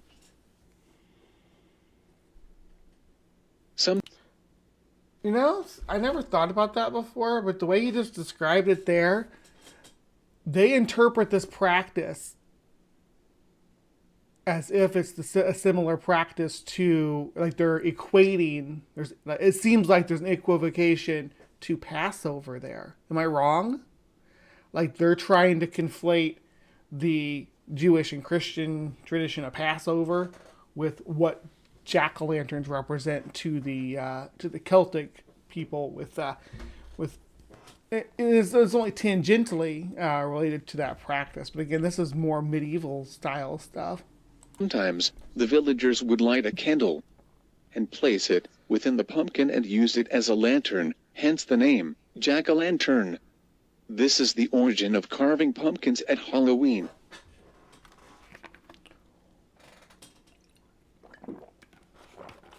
Participating in Halloween gives sanction to. So let me catch up with the chat here. I've been yammering. Yeah, Wiccan is an ancient. I think that's where I left off. We don't even know what ancient Celtic rituals were. Yeah, they just infer them from medieval folklore and stuff. Are those potato people? Yes, the Irish potato people, deep fried. Walmart does suck. This combination of different animation styles is weird, right? Am I not alone? So when we were talking, you all were talking about the flashing lights when we were going to the Polybius portion at the beginning of the show. This animation combination is the flashing lights to me. Not really though, because like I said, I do want to make a heavy metal video with this just because. Okay, and they're triggered by the change in seasons, right? Yeah, these festivals are like, oh, this is you can't have this festival at the end of October because the pagans had that festival, but like everybody in Northern Europe had that, or everybody in not just everybody in Northern Europe, everybody in the Northern Hemisphere had that festival. All cultures had. By the time that we started writing down our history and documenting things, every culture across Northern Europe had some sort of festivity or event at the end of the harvest season where they put their stores away. They all gathered together in communities to assist each other with the harvest. Their markets were bustling in the weeks leading up to this.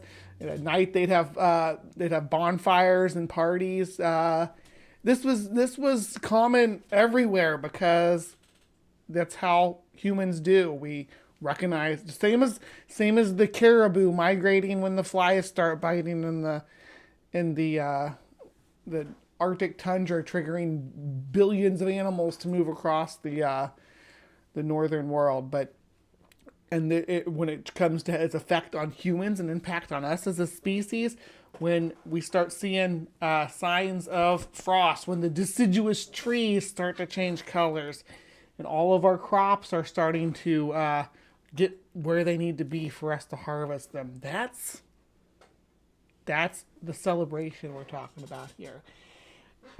The tethering together of the death iconography, right? That is associated with, like, again, the leaves changing colors, the plants dying back, the leaves falling. It's a season of death. The insects all die back. Several seasonal organisms die back or die off completely and then return in the spring. They just disappear. Birds disappear. It is a season of loss. And it's recognized across the northern world as that. And we know that the coming winter ahead will probably carry, or potentially carry, some deaths, in our communities. This goes way back. The elderly, the sickly, infants, they all tend to have a harder time getting along in the winter months. So, yeah, there's a lot of symbolism associated with this time of year that's just tangential to being a member of the human species reacting to the environmental changes around you. A holiday that promotes witches, divination, haunted houses, and other occultist practices. And to keep in mind that when they say witches, and when they say witches in the Bible especially, they're talking, it's the priesthood of a different culture. That's all witches they mean. That's what they mean. They mean the priesthood of another culture, the lore keepers and the people who can explain the supernatural to you. That's a witch to the church. No matter what their religion is, whether it's an indigenous population shaman or medicine man, or it's a druid of the Celtic folk, or mystics in some Eastern traditions, gurus. All these people would just be clumped together under witches and practicing witchcraft with their ways.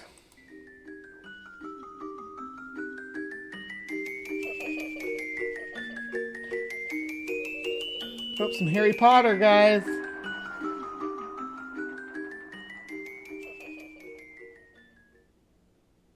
Scary teeth guy's back. What does Sorry. the Bible warn us about these things?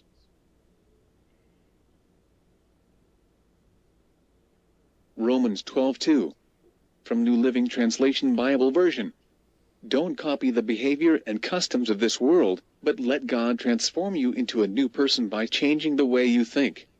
Then you will learn to know God's will for you, which is good and pleasing and perfect. Are there verses that'll tell you to respect the customs of your neighbors and stuff like that, though? God, he's creepy, I know. I can't stand it. It's like, he's just constant teeth.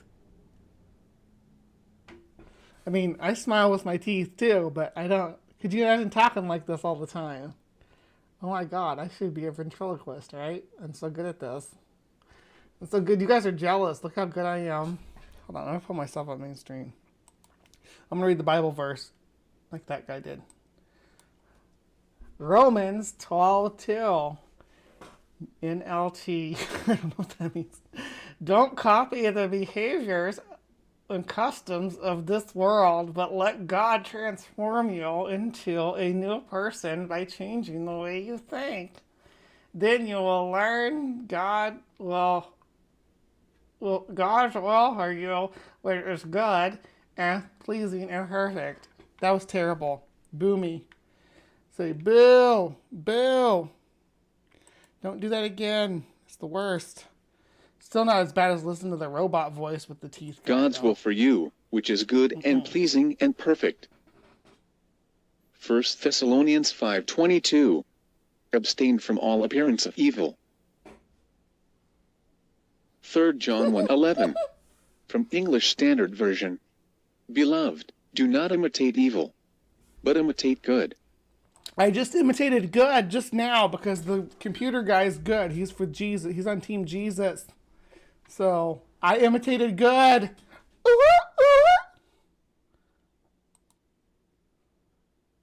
Whoever does good is from God. Whoever does evil has not seen God. 1 Corinthians 10:21. From English Standard Version. You cannot drink the cup of the Lord and the cup of demons. You cannot partake of the table of the Lord and the table of demons. Yep, they'll have to take turns, and they'll both have to buy me a drink first. That's the way I roll. No. The cup of the Lord and the cup of demons. The table of the Lord and the table of demons. Gracious. Ephesians 5:11. From English Standard Version. Take no part in the unfruitful works of darkness, but instead expose them. So again, we're talking about Harvest Festival. Keep up here. Ephesians is what we're talking about. He's using Ephesians to refer to harvesting our crops as unfruitful works. Unfruitful works for harvesting our crops. I think the word fruitful has its roots in Halloween. The word fruitful it was a fruitful harvest. It's the fruitful harvest celebration where we have so many gourds that we can carve faces in some of them for decorations. That's how good our harvest was. So, fruitful harvest. Good grief. 1 Timothy 4:1. From English Standard Version. Now the Spirit expressly says that in later times, some will depart from the faith, by devoting themselves to deceitful spirits, and teachings of demons. 1 Thessalonians 5:21-22. From English Standard Version. But test everything. Hold fast what is good. Abstain from every form of evil. You haven't convinced me that Halloween's evil, though. You just insisted that it was because it was a harvest festival celebrated by pagan people, and that they had death cult rituals that are different from your death cult rituals, I guess. Because y'all have your own death cult rituals, right? You do inter your dad and do rituals to inter your dad, I'm sure. And you do have traditions about what will happen to your dad in the afterlife. You have a death cult, they have a death cult. It doesn't make either of you all evil. Everybody has, except for us poor non-believers who don't believe in the afterlife and stuff. My happy thought, hey staff, my happy thought is that the matter that I'm made up of will be returned into the system that is Gaia, churning and turning and reconstituted into new life. That's the closest thing I have to an afterlife belief. All the matter that is me will be broken down and shared among a community of organisms. It's beautiful, in my opinion. And I will live on through those organisms in a way. That's my afterlife. Whether that includes any memories that I may store, I doubt it. It's sad to think that everything that's inside my head will be lost, but that's why I do this, so I can put as much of it out there into the world before I go. So I'm full of all kinds of weird information and ready to share it with you. So subscribe, if you're not, to the Hive down below, and then we'll keep you in the know. Thank you, everybody, for sticking around. And let's get this going again. Isaiah 5:20. From English Standard Version. Woe to those who call evil good and good evil. I love sentences that start with "woe." Just gonna say that. You gotta read it in the Joey Lawrence voice, though. Woe to those who call evil good and good evil. Who put darkness. Do you hear my Joey Lawrence impression? Yeah. You can tip your waitress. I'm here all week doing this impression routine. Who put darkness for light and light for darkness. Who put bitter for sweet and sweet for bitter. Oh, native atheist, I do not want the Viking afterlife. I am a little frail little girl. I don't want to have to fight with a sword. I do have a friend who might be able to protect me with a whip, though. So I might just like hide next to her, and she can defend me with her whip skills. I haven't seen the whip skills, but they're kind of implied. We'll see.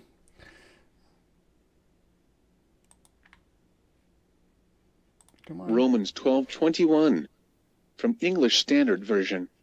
Do not be overcome by evil, but overcome evil with good. Speaking of that, what is your all's favorite Halloween candy? Tell me in the chat. Mine is Reese's Pumpkins. There's something about the texture of the smoothness when it's the pumpkins that you don't get with the peanut butter cups that drives my tongue wild. So tell me what your favorite is. I like candy corn too. I do. I'm one of those orange crayon eaters. Ephesians 4:27. From English Standard Version. And give no opportunity to the devil. Give no opportunity to the devil. I got a little sympathy for the devil. I love that song. You can overcome me for $5. Wow. Dr. Mordecai's laying it all on the table for the live chat. Yeah. Bidding starts at $5. 2 Corinthians 6:14. Be ye not unequally yoked together with unbelievers.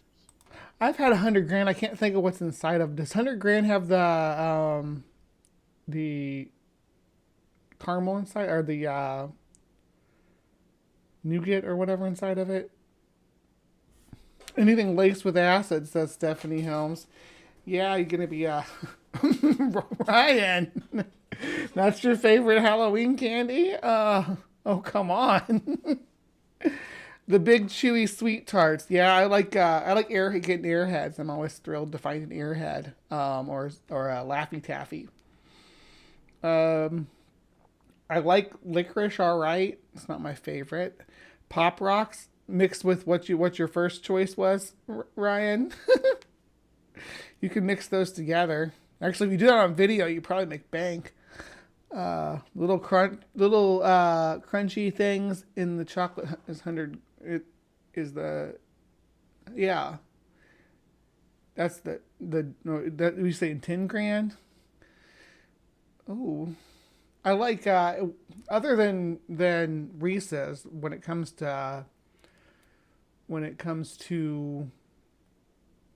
candy bars. When it comes to chocolate, I am a Kit Kat girl. I love the variety of Kit Kat you can get. I order the Japanese packs with all the different weird stuff, all kinds of weird stuff. I love them.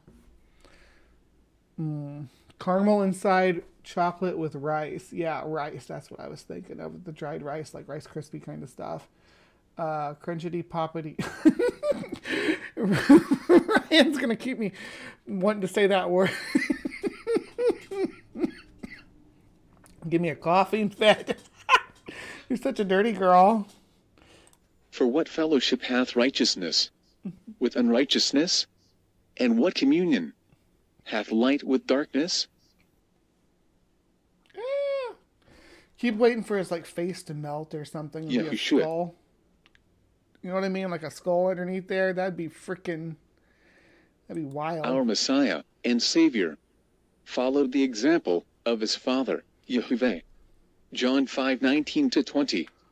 Then answered Yahushua, and said unto them, Verily, verily, I say unto you, the I also like sentences. Which is better, a sentence that starts with woe or a sentence that starts with verily? We're going to do a poll. Starting the poll now. Which is a better way to start a sentence? Verily. Is it one R? Yeah, I put two R's. Verily, verily. Or woe. It's woe like woe to you. So we're gonna see what you guys think. Sheweth, doth thou, whilst thou, 'twas. I do like sentences that start with 'twas. It's my favorite thing about 'twas the night before Christmas is that it starts with 'twas. Son can do nothing of himself, but what he seeth the Father do. For what things soever he doeth, these also doeth the Son likewise. For the Father loveth the Son, and sheweth him all things that himself doeth. And he will show him greater works than these, that ye may marvel. If Yahushua thought it was important for him to follow the will of his Father, don't you think it is important for us to follow the example Yahushua set for you and me to follow? So wait, did Yeshua, did he go trick-or-treating or not? Should we make AI art of little Jesus trick-or-treating? Is that something I should make? Oh, anyway. Fun stuff here in Creation Watch. Not exactly flat Earth level, but still quite a journey through the Rumble rabbit hole. I had another one pulled up here, but I don't think we need another one. I think that's probably good for our Rumble Halloween rabbit hole. What do you guys think? You want to call that a show on that one? That animations was horrid, and I don't know if I can take much more of it. Anyway, so yeah, for my Creation Watch crew watching this on Wednesday night as a premiere, thank you so much for sticking with me. Please remember to come back Friday for a creepy cryptic corner episode. And until next time, be kind, take care, have a good one. All right, live from the Hive. Don't go anywhere again. This is just another intermission. We have 2 intermissions per show. This is the last intermission. So bear with me, and thank you so much for sticking with me through all this. Got a little bit of a short video about the insect apocalypse that we're dealing with. So stick around for that. That's what we're covering next in Eco News. And then we should have some dinosaur stuff later on. Did a meteor actually kill the dinosaurs? Maybe not. Let's find out. I will see you guys over in HiveScience.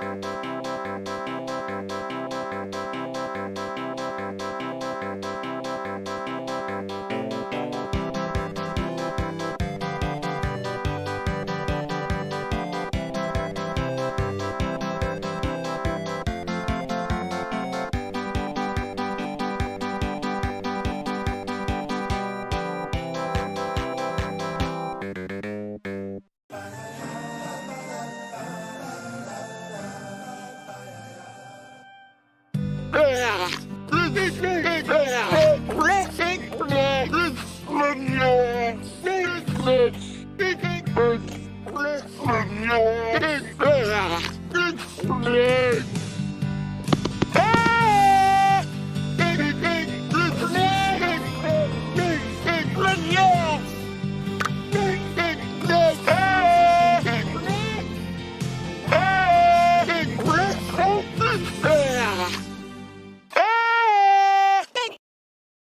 this episode of God Made What?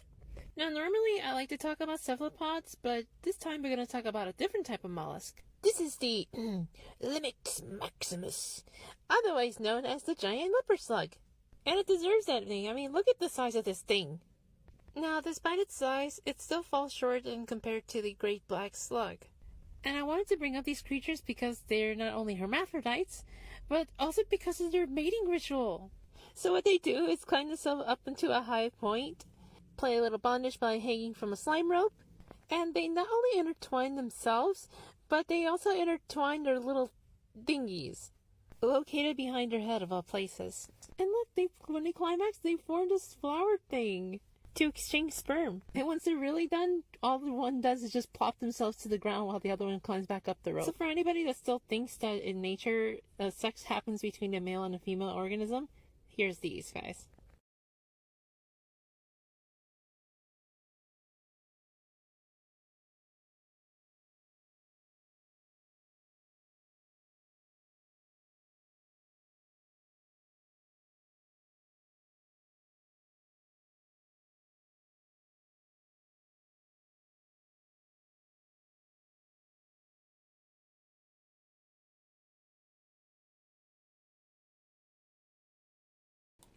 Hello, hello, my beauties and bees, and welcome to this little installment of Eco News, where we're going to spotlight some very special documentary. An award-winning documentary today is what we have on the docket, and we're going to give it a nice, friendly review.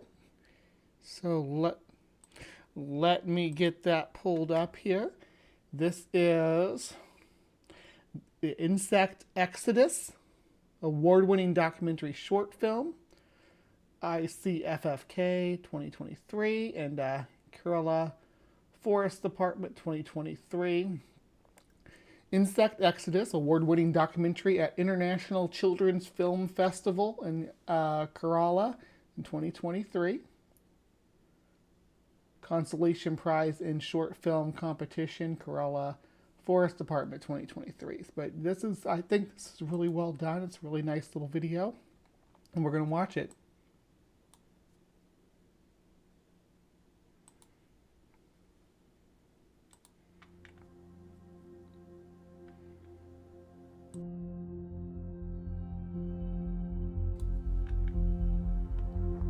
These tiny creatures are so beautiful, diverse, and are the key architects of the entire ecosystem.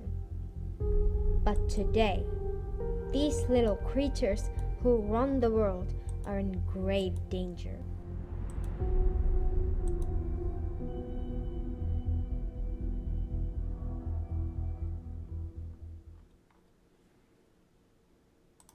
Oh shoot, why is it showing me that? Hello, I'm Monal. Growing up in a city, my world is a mix of dreams and chaos. But my heart I don't know why it's doing that. belongs to Sorry. my village. My parents, well educated, moved to the city as part of their job, leaving behind generations of farming stories in our ancestral village. A visit to our village, even for a day, is an adventure in itself. A voyage from the buzz of the city life to the calm embrace of the countryside.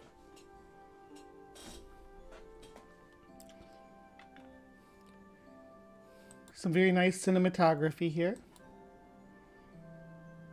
My grandparents work hard in the fields.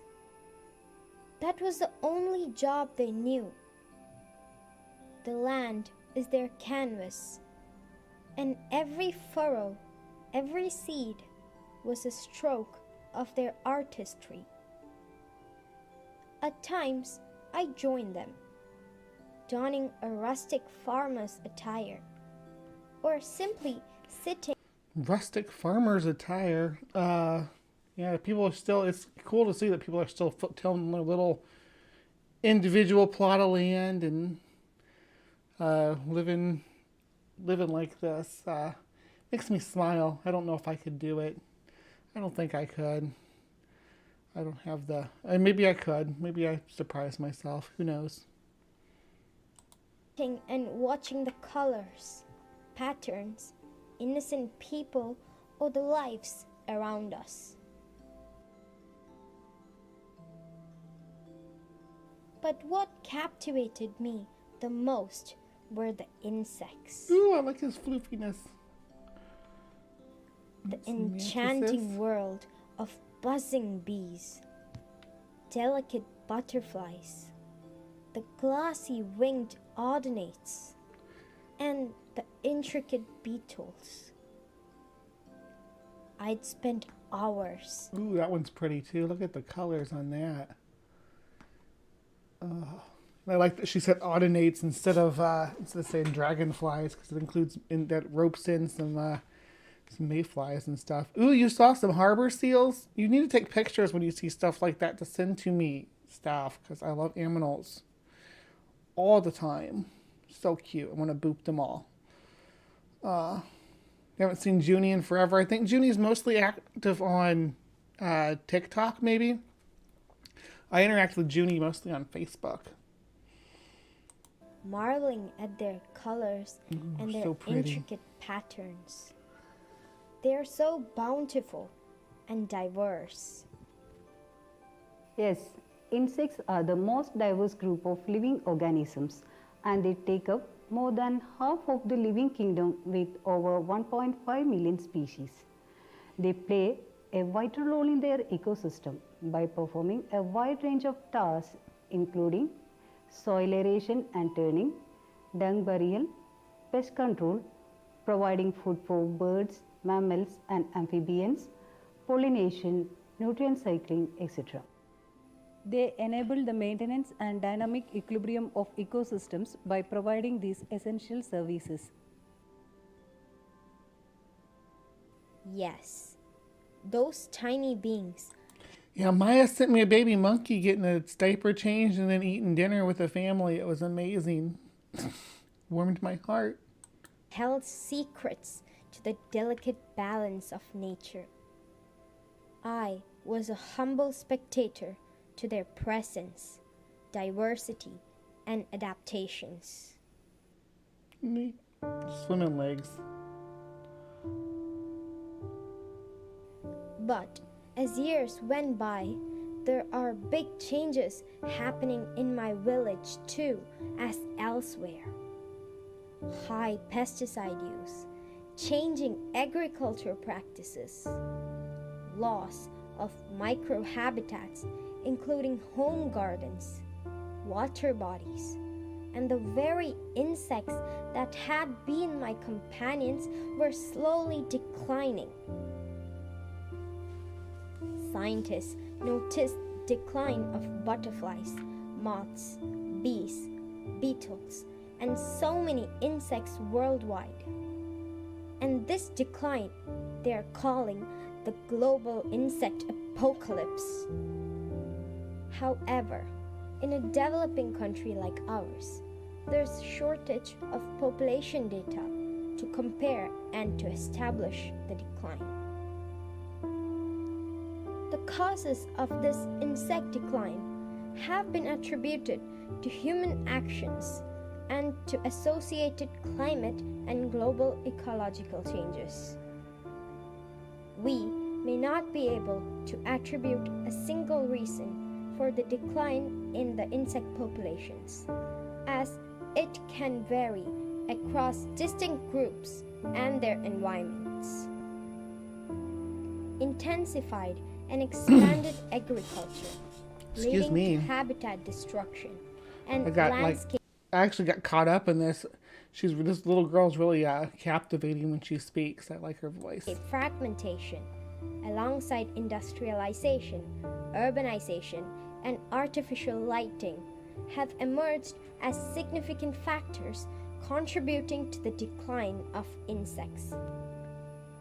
Insects are an integral part of life on Earth, and their decline have serious implications on the very existence of human life. Insects pollinate more than 75% of global crops, worth several billions a year. In nature, about 80% of wild plants rely on insects for pollination. So, their declines have serious implications for global food security. Apart from the loss of ecosystem services, insect loss has many ecological concerns. In ecological terms, there is something called cascade effect. The decline of insects. I guess I should be stopping and interjecting here more regularly, but this is just, it's so well done. Bravo to this little girl for putting this together. But can lead to rapid decline of insectivorous birds and amphibians. There are several reports from of such bird declines from the European countries. Much has to be done to prevent further decline of insects and, of course, general biodiversity. We need to have long-term monitoring data on insect numbers and also on their diversity. The role of key drivers, impact of pesticides, climate change, etc. need to be studied in detail. My grandmother, who continues to toil in the fields, remains largely unaware of these declines. This lack of awareness extends to policy and decision makers who appear to show limited concern. The urgency is apparent.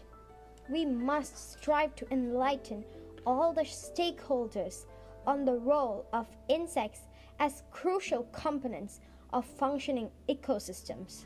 well, so it's a balancing act that has to happen here. They do, for the most part. Most of these insects are not pest species and such, but the average person doesn't care what happens to the non-pest species that get caught in the crossfire of they're fogging the forest or fogging their crops, or they run their big fog trucks down my street pumping their smoke into the air. They don't care. It's just, this is what we're gonna do. It may hurt lots of insects, but at least it'll get rid of the mosquitoes or drive down the mosquito numbers. It is also important to develop insect-friendly farming systems and other insect-friendly solutions to farmers. We, as individuals, must also take up efforts to protect the tiny creatures that rule our world. Simple initiatives such as planting native plants in our garden, avoiding the use of synthetic pesticides, maintaining flowering plants in our garden, maintaining dead woods, which act as important habitat for many insect species, turning off unnecessary lights at night, etc., can go a long way. The future of our planet hangs on the balance created by the insects in nature. Coexistence is the only way, and a world without insects would be an extremely dire place to live in.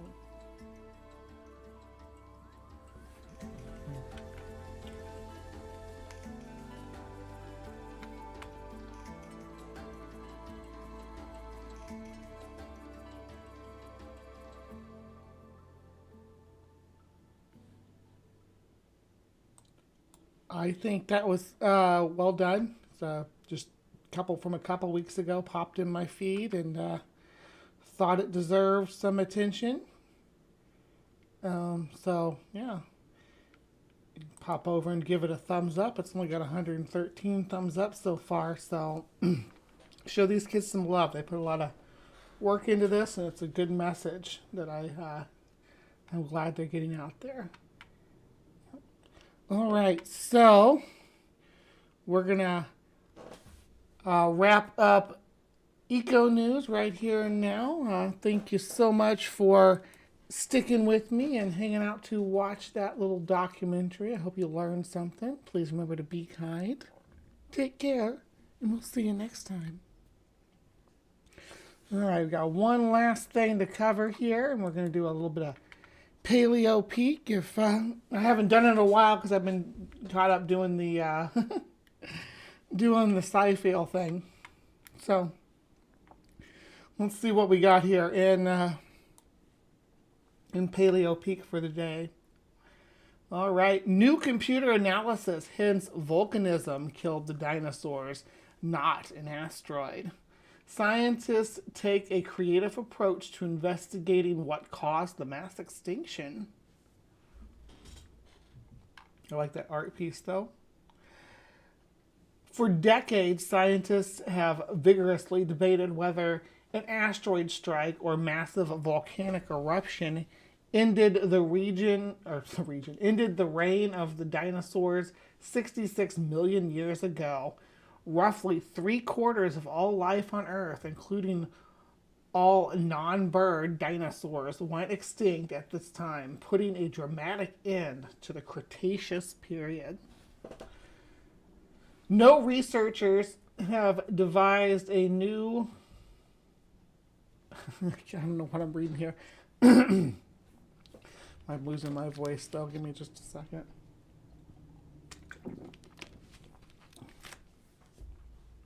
Sorry about that. Now researchers have devised a new way to identify the true dino killer. Let computers take a crack at it. The results of that computational effort suggest that massive bursts of gas produced by the Deccan Trap eruption were solely capable of causing the extinction event. The Deccan Traps are huge, by the way. The team reported in September, on September 29th in Science, it looks like. Those eruptions, which lasted roughly 1 million years, spewed massive amounts of gas-ridden lava across what is now Western India. Rather than come at it from the perspective of let's blame the volcanoes and explain why, or let's blame the asteroid and explain why, the goal was to have as little human input or bias in the process as possible, says Dartmouth computational geologist Alexander Cox. The idea was to work backwards, using evidence from the science of the crime. Scientists do have a smoking gun. Cores drilled into deep ocean sediment contain geological data pointing to deadly bursts of gas to the atmosphere, particularly planet-warming carbon dioxide and ocean acidifying sulfur dioxide. But such gases could have come from the asteroid strike as it incinerated rock on the planet's surface, Cox said, or the Deccan Trap's eruption. Previous efforts to understand the source of the gases have focused on timing. Examining pulses of lava emplacement during the Deccan Trap's eruption, Cox says SN, this is 2/21/19 from Science, I guess that's Science News, but we only have best guesses about how much initial gas was in the lava. Estimated carbon dioxide concentration in the lava, for example, vary by an order of magnitude, he says. So that's why we approach this from a gas emissions perspective rather than a lava flow perspective. To disentangle the relative contribution of each potential culprit, Cox and Dartmouth geologist C. Brennan Keller used a statistical model called a Markov chain Monte Carlo approach. The approach systematically considers the probability of different scenarios of gas emission from the different sources, converging towards possible solutions as the result of the simulations move closer and closer to geological observations. What made the researchers' approach particularly powerful is that they harnessed 128 different processors to run the scenario in parallel, says Cox. All the processors then compared how they're doing at the end of every model run, like classmates comparing answers. The parallel computing meant that computations that would otherwise have taken years took only a few days. Observations Cox and Keller used were data collected from the 3 cores drilled into deep sea sediment, each spanning 67 million to 65 million years ago. In those sediments are foraminifera ocean-dwelling microorganisms. Those carbonate shells contain different isotopes or forms of carbon and oxygen. The shell's chemical makeup records the ocean's chemistry at the time of the formation, and so can be used as a proxy to infer past global temperatures, as well as how many creatures were thriving in the ocean, and how much carbon was moving between the atmosphere, ocean, and land. The computer simulations determined that the amount of gas spewed into the atmosphere from the volcanism alone was enough to account for the change in temperature and carbon cycling determined from the foraminifera data in the drill core. As for the asteroid strike, which formed the massive Chicxulub crater in what is now Mexico, it probably did not produce a big spike in carbon dioxide or sulfur dioxide, the analysis found. But many scientists are not convinced that these findings provide the ultimate answer to this long-standing complex question. It's an elegant way to address the problem, says Sierra Peterson, a geochemist at the University of Michigan in Ann Arbor. Modeling in this way gives the freedom to find the consensus solution, taking multiple proxy records into account. However, like any model's output, depends on input. Peterson notes the foraminifera shells are not an ideal proxy for ancient temperatures. The oxygen isotope ratios in foraminifera shells can change not only due to temperature but also due to seawater composition. Different temperature proxies would likely lead to different patterns of gas release produced in models, Peterson says. As for the mass extinction culprit, she adds, it's a bit of a leap to say that this study shows the impact didn't cause the extinction. I think what they show is that the impact was likely not associated with large gas releases. But the asteroid, she says, still could have had other deadly impacts on the planet's environment. Indeed, the Chicxulub impact led to many devastating effects beyond the carbon dioxide and sulfur dioxide emission explored in the study, says Clay Tarver, a paleoclimatologist at the University of Connecticut in Storrs. Those include massive clouds of soot and dust kicked up from the pulverized rock due to the impact. He says previous research has suggested this dust may have dimmed the amount of sunlight that could reach Earth by as much as 20%, inducing a frigid winter that swiftly killed off plants and destroyed habitats. What's more, the new study suggests that the asteroid impact didn't have a long-term effect on the planet's carbon cycle based on carbon isotope data recorded in the foraminifera shells for the 1 million years after the extinction.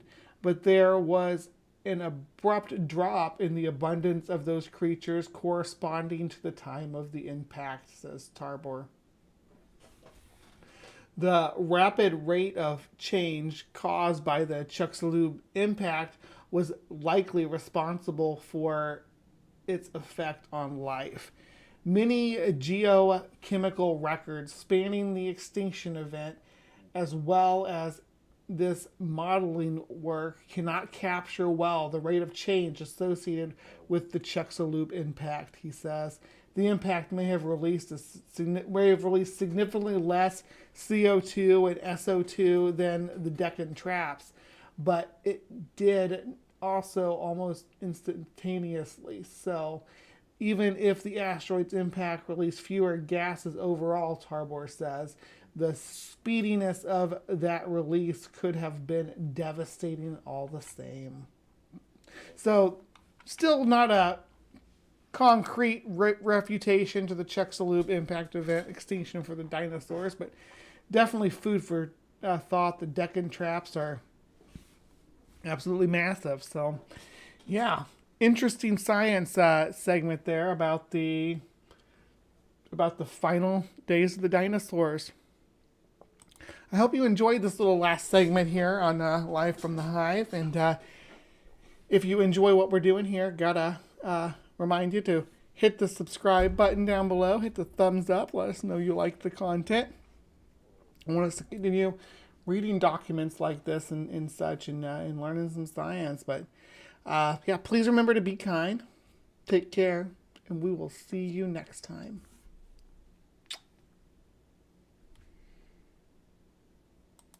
Hey, Matt Powell, remember us? Robert and me, remember the studio? This is where you ran away, remember? And you didn't only run away, you decided to cancel a show with Jackson Wheat that you had the day after that, and a few days after that you posted that you would never go on an atheist channel ever again. We made that happen. We scared you. Didn't we, Robert?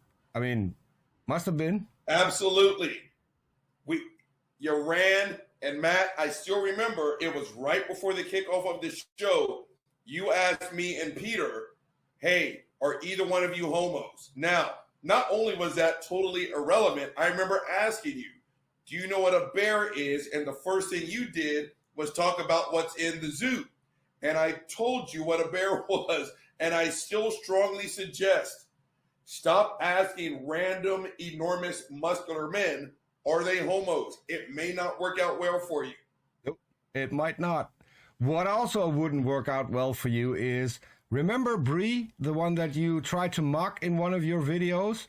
Bree isn't phased. In fact, Bree, and if you don't remember her, this is Bree, she wants to debate you on the science of trans. And trust me, Matt, she is going to demolish you. And so in the meantime, absolutely, what you can do is look up what a beard is, because I think we both know where you're coming from, right? Absolutely. Absolutely. If you want to debate Bree, you can come on our channel. If you want to debate Robert, because he's more than happy to debate you as well. And you still have your open invitation to come on our channel. So that's 3 shows where you're more than welcome to come and defend yourself, Matt Powell. We'll see you soon. Come on.